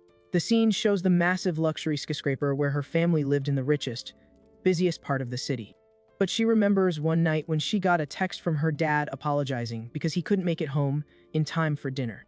Since the housekeeper had to leave for an emergency, the little girl was left completely alone in the massive apartment. TV to pass the time, she saw an ad for tteokbokki that looked insanely good and irresistible. Craving the food, the student decided to grab her phone to place her very first delivery app order. Exactly 2 years ago, she was waiting anxiously in the hallway when the sharp doorbell rang, letting her know the delivery guy was here. Outside the luxury front door, a confident, muffled voice loudly announced the food was ready. Hyped to get her food, the young girl replied quickly, saying she was coming to unlock the door right away. Holding her phone, the student unlocked the electronic door, totally clueless about the terrifying danger she was about to face. But when she opened the door, she saw a mystery courier in a dark helmet and red jacket standing silently in the hall. The student's eyes went wide as a terrifying chill ran down her spine just from seeing the guy standing there. The mystery man held the food bag tightly with a gloved hand, keeping his face totally hidden behind the dark visor of his helmet. Right then, the camera zooms in on the round logo on the delivery guy's jacket, showing the name of their company. Song Seon-ha asks the blonde if he seriously thinks this whole weird chain of events is just a random coincidence. Keeping her eyes locked on the guy, the student relives the memory of the exact moment her life went totally off the rails. She explains that on the exact same day she ordered her first delivery, a sharp, bloody weapon was used in the apartment. So, she painfully reveals that that cold night was the exact time her beloved dad was brutally taken out inside their home. Staring at Lee Sang up close, the girl confidently states that the mystery courier came to her house on that terrifying day. She adds that the lethal assassin's body type and mannerisms were incredibly similar to the protagonist's build. Listening to the heavy reveal in silence, the blonde agrees seriously that this whole setup is definitely not just a coincidence. Taking in this massive new info, the guy mutters some curses, realizing how deep the mess he just stepped into really is. Because of that, the delivery guy complains that his side hustle just turned into a massive problem, with way more danger than he signed up for. Hearing noises outside, Lee Sang warns there are at least 2 guys out there and says it's definitely not the chicken delivery guy. Song Seon-ha complains that this is exactly why she objected earlier, but wonders if there are extra fees for all this chaos. With that, our MC turns his back and says she's also a suspect for setting this whole thing up. The young girl just stays quiet in the room while the tension and doubt between them keeps climbing. He warns her seriously that he'll show zero mercy if he finds out she or her people had anything to do with it. Glaring at the guy, Song Sona snaps back, saying she won't go easy on him either if he's involved. Walking away, Lee Sang mutters angrily about how stupid it is to help someone out just to get treated like trash. Suddenly, the young guy stops in his tracks when he hears a weird noise from outside, looking super surprised. Unlocking the balcony door carefully, the courier decides to check out what's going down in the dark outside. Out there, a mystery guy in a trench coat is choking out another delivery guy, surrounded by a bunch of bodies on the ground. Gasping for air and panicking, the poor worker on the ground tries to beg for help with the last bit of energy he has. Hearing the door, the guy in the long coat turns his head slowly, looking a bit curious. Showing absolute disgust, the intruder just loosens his grip and lets the knocked-out prey drop to the concrete floor. Looking up, the stranger asks bluntly if the blonde kid is the famous Lee Sang. Silence takes over the balcony while the enemy gets ready to kick off the fight. The stranger holds his hand out, trying to look polite, acting like he wants to greet the blonde nicely. Introducing himself politely, the guy says his name is Yang Ji Woo. Staring at the offered hand suspiciously, Lee Sang hesitates for a few seconds. Our MC tells him to get out of the way immediately and says he doesn't really do handshakes with dudes. Staying quiet for a split second, Yang Ji Woo just whispers that he understands the situation. Tilting his head down, the prosecutor says he completely gets the warning. With that, he drops his hand and sarcastically jokes about how he's supposedly the only one here with no manners. Suddenly, Jae Woo pulls out an expandable baton and swears that the real rudeness is the blonde just existing. Flashing the weapon in a rage, the state official claims the young guy is totally rotten and beyond saving. Smashing the neighbor's brick wall with a heavy hit, the guy complains about the kid having zero basic manners. Adjusting his grip on the weapon, Yang Ji Woo swears to teach the blonde a harsh lesson about life right now. Pointing the weapon right at Lee Sang's face, the man says the kid is basically lower than a dog. Mad about the property damage, Lee Sang calls the intruder a psycho and complains about him wrecking the building. Moving insanely fast, Yang Ji Woo launches a deadly strike at the courier, who manages to dodge it. Making a loud bang, the prosecutor lands a heavy hit that the hero blocks solidly with his guard. Taking the impact, the young guy steps back and checks his hit arm, trying to figure out what just happened. Staring at the enemy, Yang Ji Woo sarcastically asks what the kid thought he was going to achieve with that block. Noticing the weapon is just a retractable baton, Lee Sang mocks him, asking if he thinks a toy like that can actually hurt. Despite acting cocky, the blonde feels a sharp pain in his arm and realizes the enemy's hits are super dangerous. Resetting his stance for round 2, the prosecutor states this fight started purely because of the kid's unacceptable attitude. Walking up coldly, the guy claims Lee Sang's ego comes from pure stupidity and promises to correct him right now. Muttering in annoyance, Lee Sang hears the opponent tell him not to get too down, since it's not just him causing problems. Because of that, Yang Ji Woo argues the real problem is the whole system churning out social trash and letting them get away with it. Losing his patience with the long lecture, Lee Sang asks what the heck he's talking about and wonders if he works in the delivery business. Out of nowhere, the guy in the long coat cuts off the chat, yelling and calling out for Seong Seonha. Pointing his weapon aggressively, Yang Ji Woo states with deadly coldness that he plans to take the student far away from here immediately. Trolling the student, the blonde kid jokes about how many guys are obsessed with her and asks why she has so many dudes in her circle. Looking dead serious at the enemy, the young guy says she's his perfect paycheck and swears he won't let anyone take his money source. But Yang Ji Woo snaps back, promising to take her with him so she doesn't rot next to some street trash. At that exact moment, the two rivals glare at each other, totally ready to restart their deadly brawl in the dark, empty street. Wasting zero time, the suit adjusts his stance, planning to drop another lightning, fast smash right on the guy standing in front of him. Speeding up with max power, the guy in the long coat launches some dangerous combat moves aimed right at the kid. Suddenly, Seong Seonha pops up at the balcony door, screaming orders to immediately stop the fight between the two. Annoyed, the young girl starts demanding answers about why the man is here and tells him to stop doing rogue missions without her okay. When she calls the suited guy a relative, Lee Sang is completely mind-blown, never expecting a plot twist like that. So, Yang Ji Woo pockets his weapon, claiming there's no way he can accept this crazy, illogical situation. Roaring in anger, the guy swears he refuses to see the girl hanging out with street thugs, saying it literally ruins his sleep. The girl pumps the brakes, claiming the blonde guy is basically harmless and says she plans to properly introduce them soon.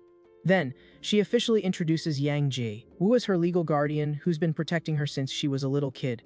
Hit with that cold response, the suited guy yells, refusing the intro and swearing to completely destroy the cute blonde kid. Snapping back, the student puts a finger to her lips, giving him the classic shut up look. Giving him a cold, ruthless stare with zero affection, she tells him he's being way too loud on the tiny balcony of this crappy apartment. Staring right into the state official's eyes, she asks if his rambling means he's doubting her orders and trying to take over. Catching a chill from the girl's icy response, Ye Woo stutters, making excuses and swearing he only acted out of pure, caring concern. Satisfied with his chill response, she drops the argument and heads back inside, turning her back on the pointless yelling on the cold concrete balcony. Bringing the outside drama indoors, the high schooler tells them to sit down so they can talk strategy and figure out how to find their hidden target. Still salty about getting shut down in public, the state official follows the kids inside without saying a word, swallowed by the heavy, angry vibe of the cramped, messy living room. Wrapped up in his own thoughts about this fake family drama, the young courier mutters to himself, trying to figure out what's going on with these two crashing his quiet, post-fight downtime. Moving on to his normal routine of fueling up after a brutal shift of throwing hands, he pops open the box of hot, crispy, seasoned fried chicken on his cheap table in his rundown apartment in the forgotten suburbs. Sitting cross-legged on the floor, the guy in the orange jacket casually asks if anyone wants a cold soda from his cheap fridge in the tiny apartment, while the quiet night rolls on outside. Sitting with his arms crossed, the suited guy angrily refuses, saying just looking at it makes him sick. Glaring at the guest with pure disrespect, the courier warns him to not even think about touching his chicken. Eating a piece of fried chicken, the student talks about how hard the lab delivery was, but celebrates scoring their first target. Moving on, the plan reveals a place called Songcheng-dong, known as the most dangerous neighborhood in the whole country. The student explains their next target is a super scary person going by the code name Jungjin. Smiling sarcastically, the girl mentions how weird and awkward it feels to actually say that code name out loud. The student bites her lip confidently and announces that from now on, the plan is getting a brand new name. Wrapping up her thoughts, the young girl officially declares that the secret name for this mission is Chicken Delivery. Breaking the quiet vibe, the young hero mentions that all this intel came from talking to Bae Minjin. The courier finishes by saying they shouldn't trust the enemy 100%, since the guy is known for lying all the time. Dripping with sarcasm, Yang Ji, who claims the blonde's impulsive attitude is a super low-quality cliché in this situation. Triggered by the insult, Lee Sang demands the official repeat what he just said, pushing him to explain himself fast. Chewing on some chicken, Yang Ji Woo states you have to fact-check info before acting on it, pointing out that hunting down lies is literally his day job. Right then, Lee Sang starts yelling in rage when he notices the guy eating his chicken and demands to know why he's getting kicked out of his own house. Totally ignoring him, the law agent keeps chewing and trashes the cheap, sketchy chicken, saying it killed his appetite. Freaking out over the guy's audacity, the blonde tells the group to get out of his place immediately, throwing the student into the eviction notice too. Dropping the bone loudly into the bowl, Yang Jae-woo brings up the number 78 to start his explanation. Crossing his arms, the guy explains that's the total number of combat couriers sent to hunt the blonde down since the priority hit went live. The suited guy clarifies the kid has no idea, because his squad intercepted and blocked them all before they could reach him. Staring at our MC, the legal agent asks if the kid actually understands how lethal the current situation is. He says that 99% of the guys on the high priority hit list end up flatlining in the first 48 hours. Adding that only 1% survive by running away or begging for help, which makes the kid eating chicken right now look totally insane. He emphasizes that from this point on, violently brutal opponents are gonna hunt the kid down non-stop to end him. The public agent says he doesn't care what happens to the kid, but asks what his plan is since he refuses to use lethal force. Looking at the blonde kid's face, he asks how he plans to protect the girl from total tragedy when the war hits its peak. Hearing the suit's questions, Lee Sang just looks up with zero empathy and says he doesn't care about that compared to his own mental stress right now. With a serious look, the guy finishes his sentence claiming he's never lost a fight in his entire life. The courier explicitly states he's only in it for the cash, adding that he can't get paid if he lets the enemy win. Suddenly, steady knocking on the front door shatters the quiet conversation and grabs everyone's attention in the tiny apartment. Outside, the agent's crew signals that they've completely cleaned up all the evidence on the balcony. Hearing the report, Yang Jae-woo waves his hand, confirming it's definitely time for him to leave. Going dead silent, the prosecutor stares at the floor looking super serious in the final seconds before turning his back on the kids. Wrapping himself in his dark coat, the guy gets ready to leave, walking slowly toward the exit.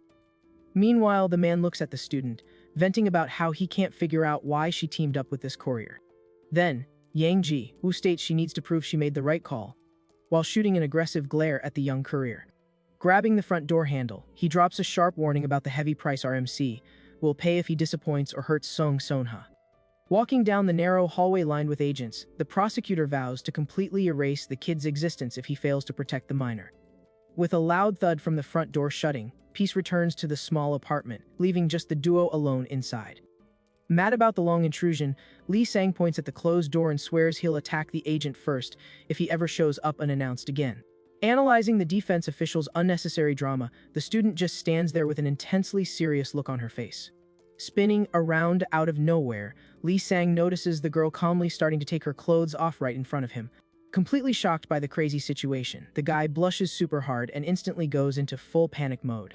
Ignoring his freak out, the student just complains that she has absolutely zero clean clothes to change into.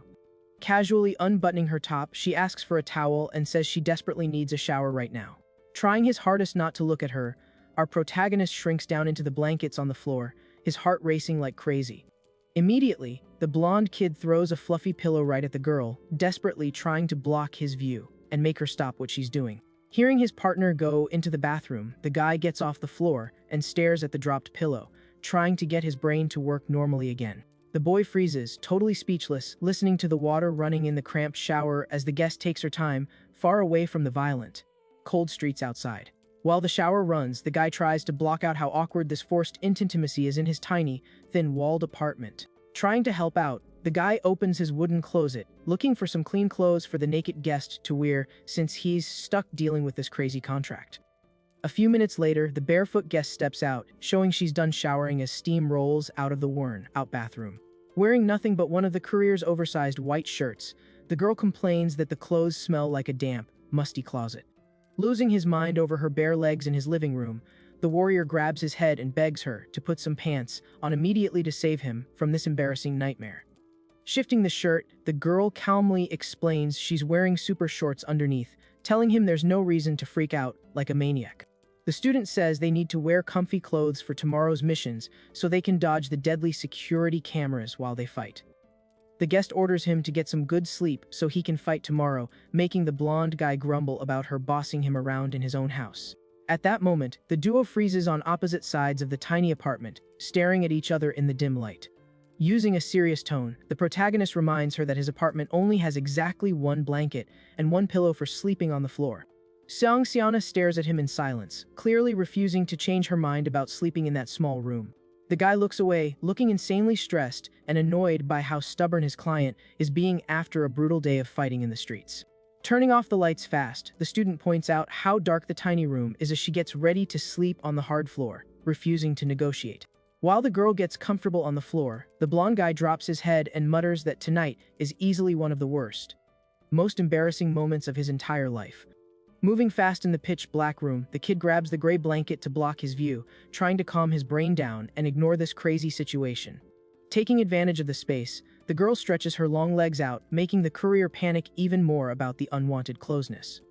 She officially claims she's not worried about anything weird happening while they sleep because they need to stay alert for the hit squads hunting them. The woman orders the warrior to sleep close to her to act as a human shield, making him sweat bullets over having to share such a tiny space.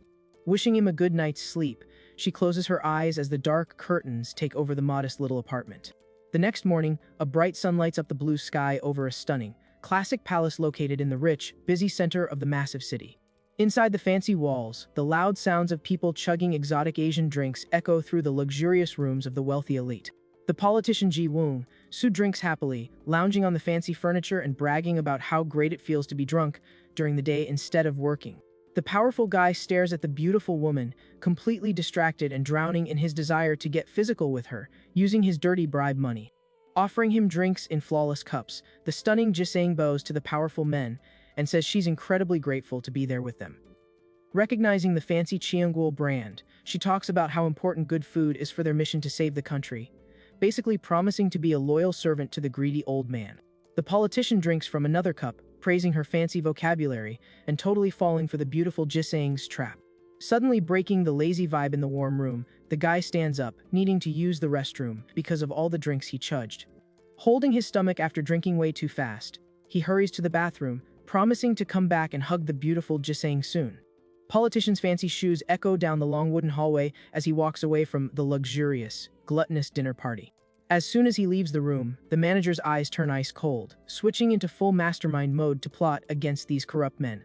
Stumbling as he tries to fix his clothes, the politician mutters to himself about needing to use the bathroom really badly. Suddenly, the politician freezes in his tracks, staring in absolute shock at the human statues standing silently in his path inside the heavily guarded palace. He sees a man kneeling submissively right in the middle of the hallway, making the suited guy step back in pure shock and confusion. Rubbing his eyes to see better in the dim light, the suited man tries to figure out who this random guy is just kneeling there silently. He realizes it's Hyo Yonggang, the massive metal corporation boss, kneeling on the fancy floor, looking like a total loser waiting to be punished by the underworld. Hearing the pathetic, cowardly pleas from the defeated CEO, the politician gets disgusted and orders him to speak properly like a respectable citizen. Crushed on the floor, the CEO cries and begs for special permission regarding the student Seong Seona, swearing to play clean in his future schemes. Based on what he sees, the politician Ji Woong Soo yells at Hyo Yonggang for being incompetent and missing obvious chances just to get drunk instead. The politician goes on about how the late businessman Seong Jae-kyul was an absolute genius and an unstoppable titan in the financial world. Spitting harsh insults, he mocks the ruined businessman for not even being able to handle the leftover scraps of a dead man. He adds that smart people didn't just want to steal the leftovers, they wanted to turn the company into a massive empire to control the country. But the politician Ji Woong Soo talks about the late businessman's massive web of influence, warning the CEO that his own arrogance is pointless in the grand scheme of things. Mocking his ruined buddy, the politician demands to see the reports on their massive debts, bringing up their old college days and shady business deals. Drunk and furious at the insults, the CEO Hyo Yonggang tells him to stop laughing and threatens to drag everyone down with him if he gets taken out. Knowing how corrupt the system is, the politician Ji Woong Soo laughs loudly, mocking his partner's massive ego while his business completely tanks. He claims that monopolies are privileges for people with actual skills, while the hostess Wool watches the argument from afar in the luxurious hall. Keeping her mouth shut, Wool focuses her eyes solely on the two men, ignoring all distractions as the clock ticks away. Breathing heavy with rage, Hyo Yonggang points at the politician and orders his goons to take the guy out right there on the spot. In a split second with zero warning, Wool pulls out hidden blades from her hair, moving with perfect, lethal stealth toward her clueless target. Moving insanely fast, the girl lands precise strikes to take out the guards and stabs the greedy politician right in his fat veins. Creating a brutal, bloody scene out of nowhere, she stands tall and dominant in the middle of the banquet hall after her flawless, lethal attack. The CEO Hyo Young-gang watches the real-life slaughter in pure shock, completely stunned by the violent, savage attacks from a woman he thought was weak. Following up, the manager Wool keeps a cold, calculating face, analyzing the panic and fear of the men caught in the aftermath of her brutal attack. Bleeding heavily, Hee Young-gang screams in agony on the floor, realizing the politician was right about the girl being a total mastermind this whole time. Staying completely calm in the middle of the storm, the manager politely asks for a second to explain herself to the room full of panicked people. Because of the bloody mess, she asks for forgiveness for ruining the rich guy's dinner and begs them to overlook the chaos she just caused. At that exact second, the peaceful vibe outside the mansion completely clashes with the deadly, silent war happening inside the locked-down crime den. Broken on the floor, the financial boss Hyo Young-gang freezes in shock, totally defeated and humiliated after the surprise attack ruined his life. Suddenly, the student grabs his jaw with insane grip strength, oozing authority and forcing the CEO to freeze in terror at her power. Flexing her boss status, she declares they need to keep things classy and disciplined in the mansion, since the place was built for elegance, not common street violence. Wool continues, stating she will personally take the blame for punishing the guy who broke the rules in her area. Freaking out, the politician Ji Woong Soo grabs her hands and warns her that executing the tied-up guy is way too extreme right now. The business leader begs for his life, calling the politician Big Bro, to try and save his own skin. But the politician Ji Woong Soo kicks Hyo Young-gang hard in the ribs, while the host Wool laughs sarcastically at the suit's fake mercy. Because of that, the suit suggests they squeeze every drop of info out of the capitalist before flatlining him, calling everyone to the room for an interrogation. Plan to torture a business partner makes the room super tense, adding to the heavy silence for a few seconds. So, the host Wool peacefully agrees to the politician's terms, deciding to follow his plan exactly. Meanwhile, out in the mansion's gardens, one of Hyo Young-gang's lackeys cries in despair while being dragged by his collar. The girl with glasses focuses completely on the defeated enemies, acting super cold and indifferent. Following the scene, the nearsighted teen drags the bloody intruder across the patio, revealing a huge pile of other attackers she already knocked out. The enforcer waves happily at the supreme host, announcing she finished cleaning up the outside of the luxury palace. Wool praises her ally's hard work, while the captured prey groans about the tight ropes and the number of attackers. Suddenly, the receptionist's phone vibrates, alerting her to a new message with massive intel for her investigation. Unlocking the phone, Wool carefully reads the text block her terrifying boss just sent. On the screen, Lee Sang's details pop up, showing he's at the absolute top of the lethal hit list for upcoming missions. The message includes photos proving the courier boy is hanging out right next to Song Seonha near the school. Without delay, the complete files on the student Song Seonha show up on the screen, confirming she's the organization's main target. Thinking about this, the receptionist stares at the display, totally focused on planning her dangerous street hunt. Wool apologizes profusely to the deputy for the mess in the banquet hall, promising to treat him even better next time he visits. She says goodbye to the deputy as he gets into his luxury car. The support staff puts a jacket on Wool's shoulders, letting her know her ride is ready to go immediately. The subordinate asks if the boss's last stop today will be the dangerous Songchang Dong area to continue the search. Confirming the guess, Wool seriously states her business in the city will run late into the night. So, the girl watches the red sunset take over the sky, knowing the next few hours are going to be super risky. At that moment, the view expands to show the majestic entrance of the Jiubang, located right in the heart of Songchang Dong. An older lady walks through the grounds of the classic building, while the workers prep the place. Inside one of the rooms, the manager harshly judges a trainee's face, grabbing the girl's chin roughly. She brutally criticizes the girl's eyes, saying they look uneven and totally lack the sparkle needed to seduce people. The manager keeps roasting her, saying the girl's lips are way too dry and she has zero talent to charm the VIP clients. She smacks the trainee's back with a wooden stick and complains that her body is too skinny and her posture is garbage. Furious, she declares the trainee isn't even fit to be a cleaner, but the rant gets cut off by a warning from outside. The boss demands to know why the recruits brought in today are so trash and so few. The subordinate Kim Jong-chil tries to make excuses while shaking in fear, claiming there was an unexpected problem at the school they partner with. But his sentence gets cut short by a massive hit that launches him violently to the other side of the yard with insane force. The security guard Bayan Jae Min steps up looking tough and warns that talking back to the boss is unacceptable. Drinking her hot tea, the boss sarcastically says that incompetence is exactly why the guy is stuck as a lowly messenger. Adding to her complaint, she takes a drag from her pipe and says if there are no high schoolers, the guy should recruit even younger girls.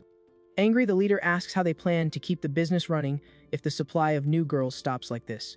Suddenly, a random newcomer pops up at the majestic lit gate, grabbing everyone's attention in the meeting room. A blonde guy in an orange jacket walks inside, looking totally chill and confident in front of the armed guards. The boss stares at the kid feeling confused, wondering why a lowly messenger is acting so cocky in front of her. While the guards ask where he's from, the kid apologizes for the delay, almost accidentally dropping his delivery company's real name. Calmly, the newcomer pulls an ID badge out of his jacket to prove who he is. He introduces himself using the fake name Li Bong, Ju, pretending to be just another outsourced messenger hired for the job. The guy says he heard she was looking for a new recruit and leads a hidden girl into the Jobang. The girl wearing a classic head cover walks in silently while the blonde kid hypes up how hard it was to get her here. So, the messenger promises the boss will be super happy once she gets a good look at how pretty the new recruit is. Taking off the classic hat, the girl reveals herself as the student Seong Seona, using a disguise to sneak into the hostile area. Flashing back to a few minutes ago, the duo was walking through the dark, tight alleys of Songchang Dong. In the alley, a panicked girl tries to fight off a creepy abuser, swearing she's gonna call the cops immediately. But the thug laughs at her fear and promises the young girl she'll make a fortune working as a jizang at the Jiaobang. The creep mocks her threat about calling the cops, sarcastically reminding her the law doesn't exist in this dangerous hood. Right then, Li Sang lands a heavy punch on the creep's face in the middle of the alley. Looking at the shocked girl, Li Sang points out she's about the exact same height as his client. Because of that, Song Seonha complains about having to wear the traditional clothes, while the blonde asks if they really need to go this far. Looking serious, the student replies they literally have no other choice if they want the plan to work.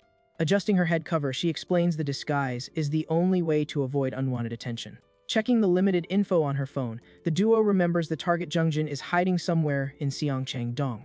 Li Sang puts on a flashy orange jacket and states their only option is to storm the place and figure things out. When they walk into the Jobang, the local guards stare at the unexpected outsiders. So, Seong Seonha slowly lowers her jisang accessory, dropping her disguise in front of everyone in the room. Because of that, the manager is completely blown away by how gorgeous the girl who just walked in is. Checking the girl out up close, the boss notices her eyes are incredibly clear and expressive. She keeps praising the recruit, highlighting her flawless skin and silky hair. The old lady realizes the girl's posture and manners show an insane level of class and sophistication. Even standing in front of a powerful boss, the young girl never looks down, showing massive pride. Fascinated by the sight, the woman admits the girl has the rare talent to become a top-tier jizang. But the woman thinks the girl's body looks too fragile and guesses she won't survive the hardcore training. Getting right in the girl's face, the manager stares into her eyes looking for a challenge. She complains that the student's proud look is way too arrogant to show to the millionaire clients. Running her fingers along the girl's jaw, the leader promises she's the one who created the absolute best jizangs in this place. Yelling excitedly, the old lady promises to turn her into the biggest star this district has ever seen. Right then, the boss orders the giant guard to take the girl to the prep room immediately. But an unbending arm pops out of nowhere and grabs the giant guard's wrist with extreme force. Looking dead serious, Li Sang warns them things aren't gonna go down like that. The guy emphasizes that he's the one who brought the girl and forbids anyone from touching her without his okay. The massive guard is completely shocked by the nerve of the kid who dared to block him. Feeling his wrist getting crushed, the giant realizes the blonde has unreal physical power. Furious at the disrespect, the giant guard winds up a devastating punch aimed right at our MC's face. Roaring in anger, the giant gets slammed head first into the ground by the kid's attack. Because of that, the manager literally chokes on her pipe, seeing her top soldier get dropped like that. With that, the goons start whispering in shock that the blonde kid just challenged the local champion to a fight. Confused by the chatter, Li Sang just says he has no idea what any of this means. Wiping away blood, the guard explains that in this place, only the strongest guy gets to be the boss. He points to his sunflower accessory and mentions how many idiots tried to steal it in the past. Giving a terrifying glare, the giant challenges our MC to try and take the accessory by brute force. Charging in full of rage, the guard throws a devastating punch while screaming for the kid to beat him. Showing zero fear, the kid just stares at the rival looking completely apathetic and calm during the fight. Using fast instincts, Li Sang ducks the giant's punch at the exact split second of the attack. Using his quick movement, the blonde reaches inside his jacket to get his counterattack ready. Landing a clean hit on the opponent's back, the kid violently launches him into the wall. The giant collapses on the floor, unable to comprehend the insane speed of that attack.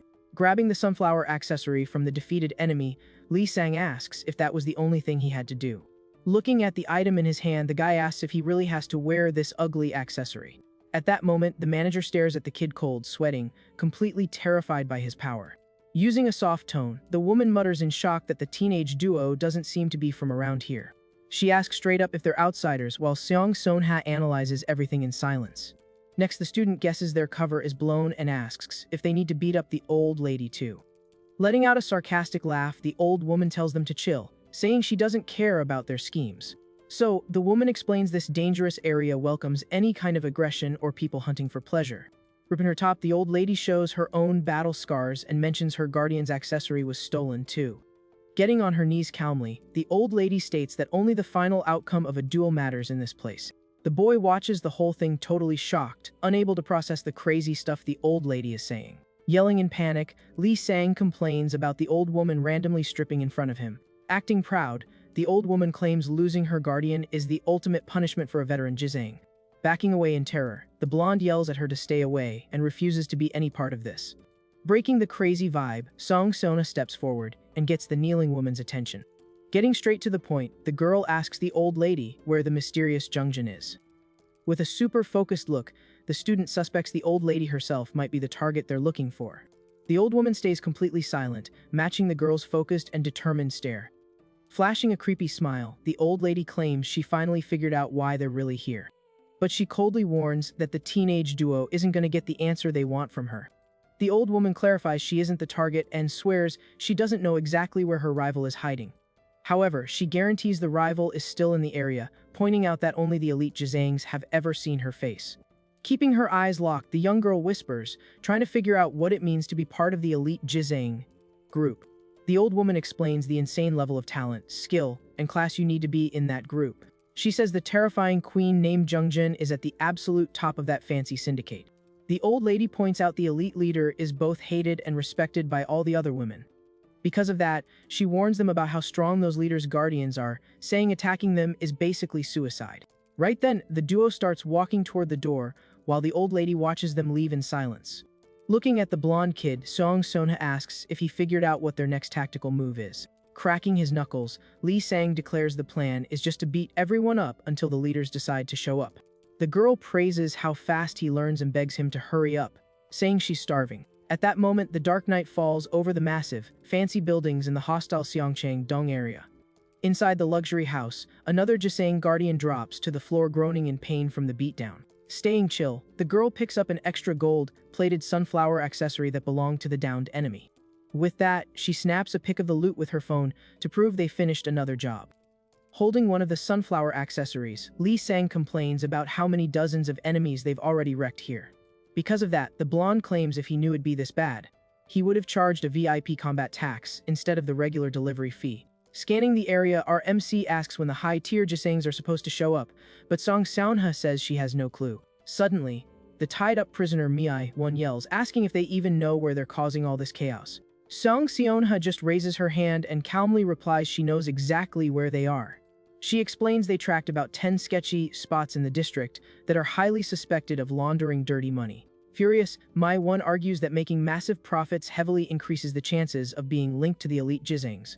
So, Song Seon-ha asks her to quickly confirm if this is the wrong place, mentioning they have other leads to check. Calling the invading duo crazy, the prisoner furiously swears she has no idea who sent them here. But she screams a warning that they'll never survive going up against the supreme leader of this faction. Suddenly, the sharp ring of a smartphone echoes through the room, grabbing everyone's attention. Because of that, Song Seon-ha calmly crouches down and starts searching the prisoner's clothes for the phone. When she grabs the phone, the screen shows an urgent call coming directly from a member of the elite Jizangs. Panicking, one screams, begging her not to answer and trying to prove she had nothing to do with this mess. To shut the prisoner up for good, Song Seon-ha grabs her jaw hard, stopping the screams. Answering the mystery call, the girl just listens in total silence to what the person on the other end is saying. The voice on the phone strictly orders them to bring the prisoner to the VIP room immediately. As soon as the call ends, Seong Sona hangs up with a quick tap and stares at the prisoner. Looking at the tied-up Jisang, she sarcastically asks why the woman keeps refusing to snitch on where the hidden VIP room is. Completely gagged and shaking with fear, the captive just breathes heavily without saying a word. On the flip side, bright lights illuminate the fancy hallways of the massive banquet mansion. In front of a set of giant wooden doors, a sign points to the mystery VIP room located on the lower floor of the building. Inside the room, high-end liquor is poured into a glass while one of the guests praises how good it smells. The politician makes creepy jokes at the hostess, who just fires back with a sarcastic comment. Holding his glass, the guy claims the old-school idea of separating government powers is totally useless. The Seongching politician keeps bragging, criticizing the things holding the country back. The assistant minister Kim Myung-ju laughs and agrees, saying they get the best results when all the branches work together.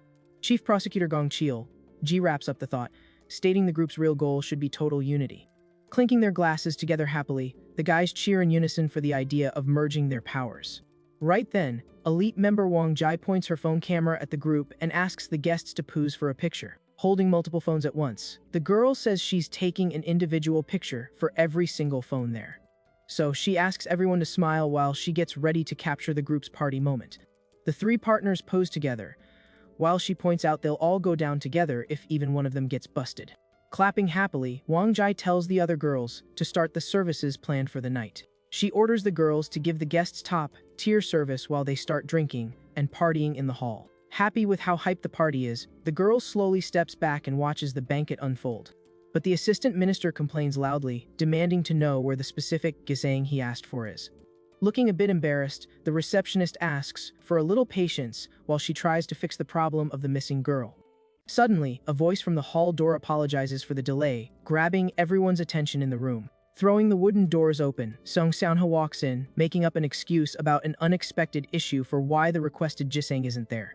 Hiding her face under the fancy accessory, the girl announces she brought a replacement to fill the spot. The stunning afternoon sun shines on a massive, luxurious private swimming pool at a mansion. Chilling in the water, high-tier Jisang Jae-oka checks the news on her phone and mocks a business rival's downfall. The girl with purple hair points out how old the rival is getting and complains about how slow she is to step down. Laughing sarcastically, she says her rival is pathetic for failing the simple task of hiring a real guardian. Relieved she doesn't have to look at her rival anymore, the young Jisang hears a firm voice totally disagreeing with her. Right then, the majestic Xiangguo shows up with her servant, confirming the old guardian was actually super strong. Showing her phone screen, she reveals the damage the two delinquents have already done to 3 of their businesses. The woman shows the hero's picture and warns that the intruders are now at the top of the priority hit list. She adds she's totally convinced the 2 delinquents successfully broke into their district.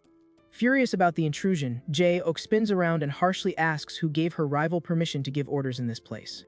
Chiang-gul acknowledges their personal beef, but warns it's a bad time to let ego ruin their business. Suddenly, the purple-haired girl screams in panic, calling for her personal guardian. Standing up in the water, she yells for the man hiding at the bottom of the pool to come up immediately. Under the water, a guy with insane muscles and bulk is shown meditating in absolute peace. Moving slowly through the water, Guardian Oh Hyen-su starts swimming up to the surface. Using massive physical strength, the giant grabs the pool's tile edge to launch himself out. Making a loud noise, he jumps out of the water incredibly fast, causing a massive splash everywhere. Soaking the boss, who complains angrily about the mess, the fighter just calmly wipes his face. Getting out of the pool, Oh Hyen-su complains that he failed to beat his own record of 20 minutes underwater. Yelling in a rage, the high-tier Jisang tells her guardian to stop messing around and orders him to find her wallet immediately. Totally confused, the massive guy just grunts, not understanding why his boss is in such a rush. On the other side of the pool, the rival watches this weird scene in total silence, looking completely sarcastic. Grabbing a towel, the giant ironically mentions he finally noticed the guest and her lackey. Because of that, the servant with glasses makes a subtle move with his jacket, getting ready for action. Using a politely intimidating voice, the servant warns that, as a fellow professional, he's going to give a very serious recommendation. But the massive guy cuts him off coldly and kicks the 2 outsiders out of the place immediately. Chiang-gul complains they're making things too easy for the enemies and tries to offer a quick fix for the problem. Using a fast move, the servant with glasses launches a stealth attack, trying to pin the cocky opponent. Blocking the hit super calmly, Jae-ok's guardian repeats the order for them to leave. The lackey with glasses steps back in shock when he realizes his rival is way stronger than he calculated. Wearing an icy look, the opponent warns she won't tolerate any more disrespect inside her territory. Floating peacefully in the water, the girl with purple hair insults the outsider, totally ignoring her threats. She keeps mocking her, pointing out the rival vanished for days and is now suddenly back demanding favors. Glaring at the girl with a dark aura, Cheongul orders her to disappear immediately before things get really bad for her. At that moment, Cheongul tries to get her rival's attention, but Guardian Oh Hyen Su asks everyone to chill while Jae-ok just calls for her protector. Ice-cold Jae-ok lowers her sunglasses and orders her guardian to eliminate the outsiders if they say one more word. Hearing the boss's order, the bulky Oh Hyen Su gets ready for a fight, looking purely focused and determined. The servant with glasses realizes how serious things are and also gets into position for the incoming clash. Feeling the massive tension, Cheongul and her servant realize they can't win here and decide to back off. Because of that, a thud echoes, showing they finally chose to leave after the negotiation totally failed. Walking outside the traditional mansion, the duo heads in silence toward the car waiting at the edge of the property. So, the luxury car turns on and quickly drives away from the opponent's turf. Inside the ride, the driver suggests Cheongul completely give up trying to get help from the other Jizang leaders. Deep in thought in the back seat, the leader admits she has a terrible gut feeling about what just happened. The driver asks if that feeling has anything to do with what happened 2 years ago, and she confirms it, mentioning the couriers are teaming up again. Staring blankly at the horizon, Cheongul darkly states she can currently smell blood in the air. Meanwhile, the car speeds up, cruising down the busy city street. Miles away, the kid in the orange jacket peacefully rides his bike through the quiet streets of the classic district. Whistling happily under his dark helmet, Messenger Lee Sang rides blindly toward his target, clueless about what's waiting. As soon as he parks in front of the giant palace gates, the messenger feels the super heavy vibe of the place. Inside the banquet hall, Song Seonha walks in disguised, catching the eye of a guy with glasses surrounded by a bunch of girls. Keeping her cool, the student announces she's there to replace the missing Ji Sang and serve the guests. Surprised by the rookie, the other girls wonder who this mysterious replacement actually is. Meanwhile, the real employee Mi-won is still tied up and gagged in another room, desperately trying to break free. Out of nowhere, the drunk politician grabs Seong Seon's arm without warning, shocking the girl into silence. Pointing at her excitedly, the guy orders her to come sit next to him right now. The overweight politician asks her name, what she likes, and what kind of games she usually plays with rich clients. But when he gets a closer look at her face, the politician with glasses freezes in total shock. Grabbing her jaw roughly, the man stares, amazed by the rare beauty of the substitute girl. Shaken, he yells that she looks exactly like the late capitalist, Seong Jae-chil's daughter, getting everyone's attention. Another guest remembers seeing the girl at the funeral 2 years ago, agreeing she really is incredibly pretty. Reaching out, the guy wonders if the real hair is still alive, and says the substitute will be perfect for satisfying his cravings. Spreading his arms sarcastically, the politician tells her to pretend he's her dad and orders her to come closer to show off all her assets. Facing the guy's disgusting requests, Song Seonha stays totally silent, just taking a deep breath. The drunk big shot thinks the girl is acting interesting and stares at her, waiting for her to make a move. Staying calm, Song Seonha starts pouring a drink and says she's going to recite a special poem for the main guest. Intrigued, the heavy politician rests his face on his hands and sarcastically agrees to listen to the poem. Holding the glass, the girl recites lines about red flowers falling under walls, saying their scent draws in lost travelers. She goes on to say she's offering this drink to permanently wash away all his worries and bad luck. Completely mesmerized by the poem, the man leans in, expecting to end the night in the best way possible. Suddenly, the student throws the entire drink furiously right into the fat politician's face. Soaked and confused by the surprise attack, the guy just sits there stunned for a few seconds. Not giving him a chance to recover, Song Seonha delivers a devastating slap right to the creep's face. The whole room goes into shock watching the substitute attack the powerful politician. Glaring at the downed guy, she asks if he actually understood the real meaning behind the poem she just recited. Wearing a dark look, Song Seonha explains the poem meant she was gonna beat his fat body without any mercy today. Near the table, the girl with short hair watches, terrified that the fight is gonna escalate.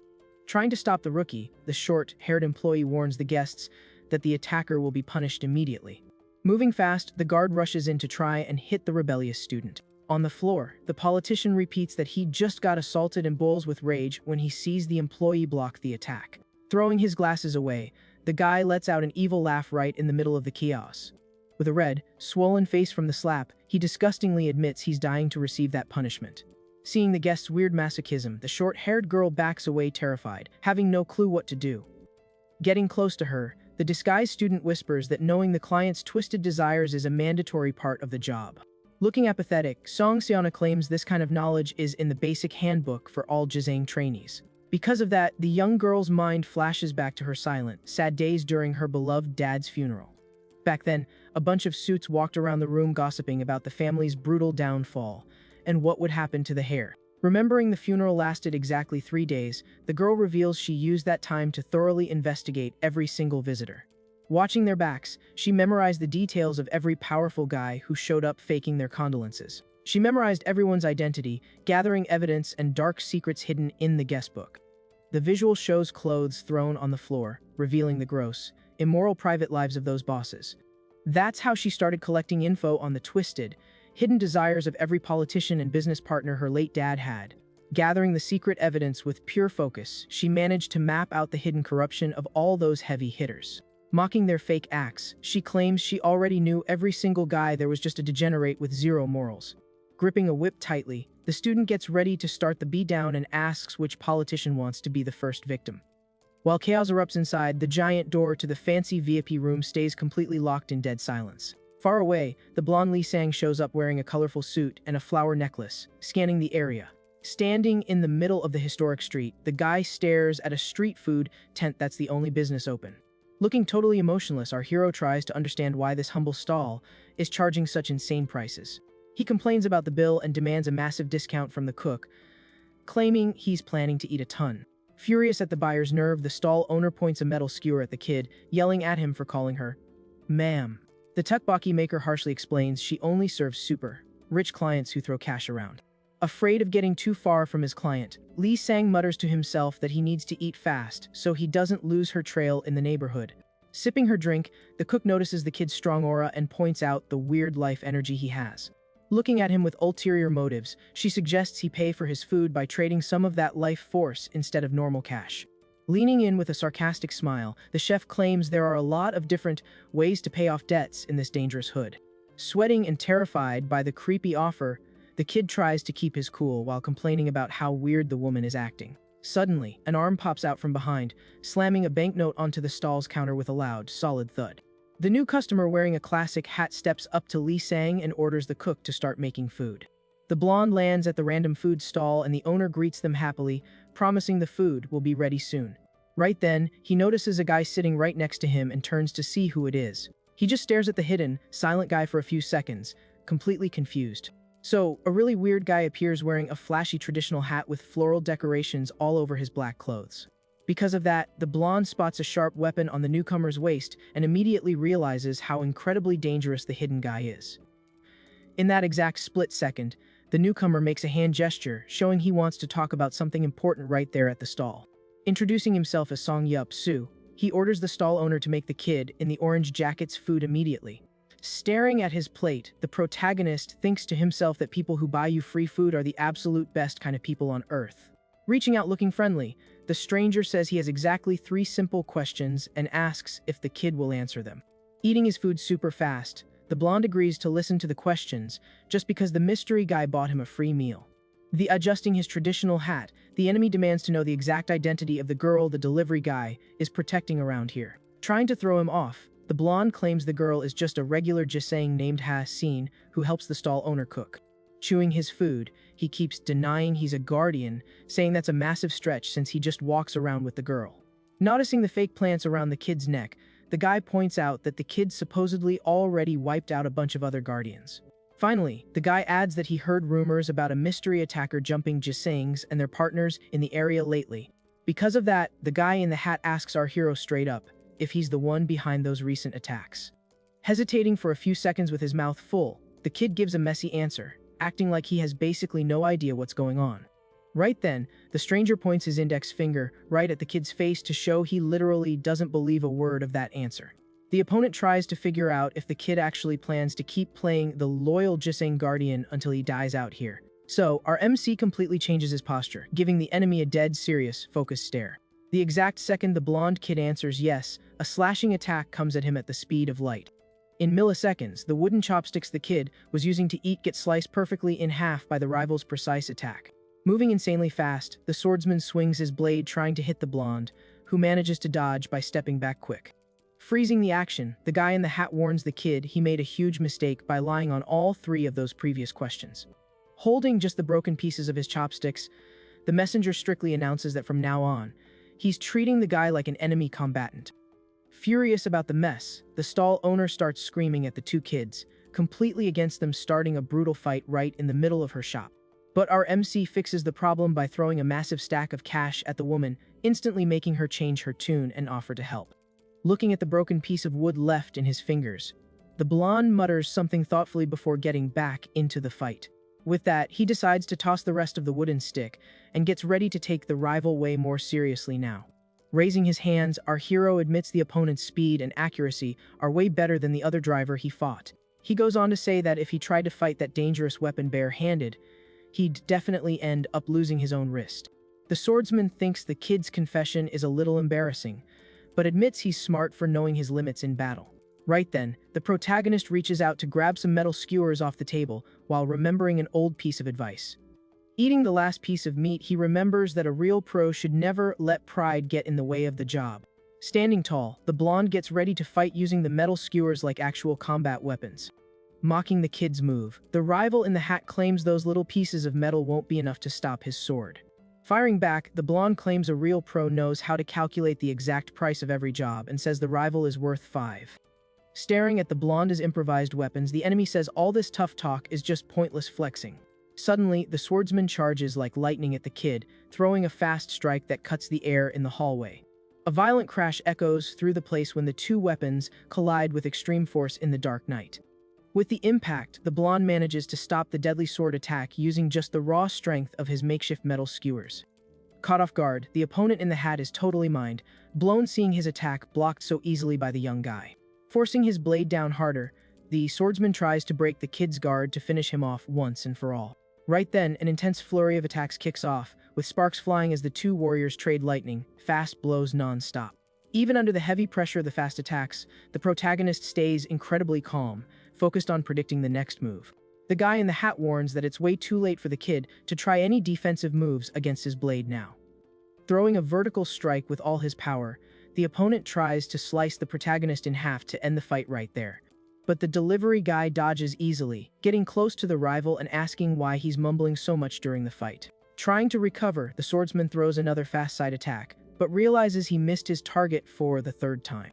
He asks if the kid can really keep up this speed for long, claiming he doesn't look strong enough to back up his attitude. With a quick footwork move, our hero shifts across the floor, adjusting his stance super strategically. Surprised by the agility, the rival panics when he realizes the blonde totally vanished from his line of sight out of nowhere. Feeling the wind rush past his face, the warrior realizes he's about to get hit with a surprise attack from behind. Because of that, the guy in the hat takes a devastating punch that shatters his defense and completely knocks him off balance onto the floor. Stepping back calmly, the blonde casually comments that the opponent's distance control is totally wrong and vulnerable. He adds that the adversary's side was completely wide open and defenseless when he tried to push forward. Groaning in pain on the floor, the swordsman curses out an ally while the protagonist remembers the free tatakobaki he just ate. Because of the free meal the rival bought him, our hero decides to spare the guy's life and tells the boss he'll only give him one light punch. Turning his back on the defeated enemy on the asphalt, the young delivery guy starts calmly walking out of the shop. Right then, he shoots finger guns forward as a goodbye before disappearing into the darkness. The blonde takes one last serious look over his shoulder before walking away from the food stall for good. Meanwhile, inside the luxury VIP banquet hall of the mansion, student Song Sonha stands in total silence. Looking incredibly focused and serious, the young girl gets ready to start interrogating the surrendered politicians. Suddenly, the terrifying queen of the Jisangs shows up, stepping on the men on the floor and harshly demanding absolute silence. Glaring down at the subordinates with pure disgust, she tells everyone to shut up while the goons beg for mercy. The imposing Jisang leader gives off a dangerous, killer aura that makes the entire VIP room super tense. Staring at the newcomer dead serious, Song Sonha realizes she finally found the famous leader she's been hunting for.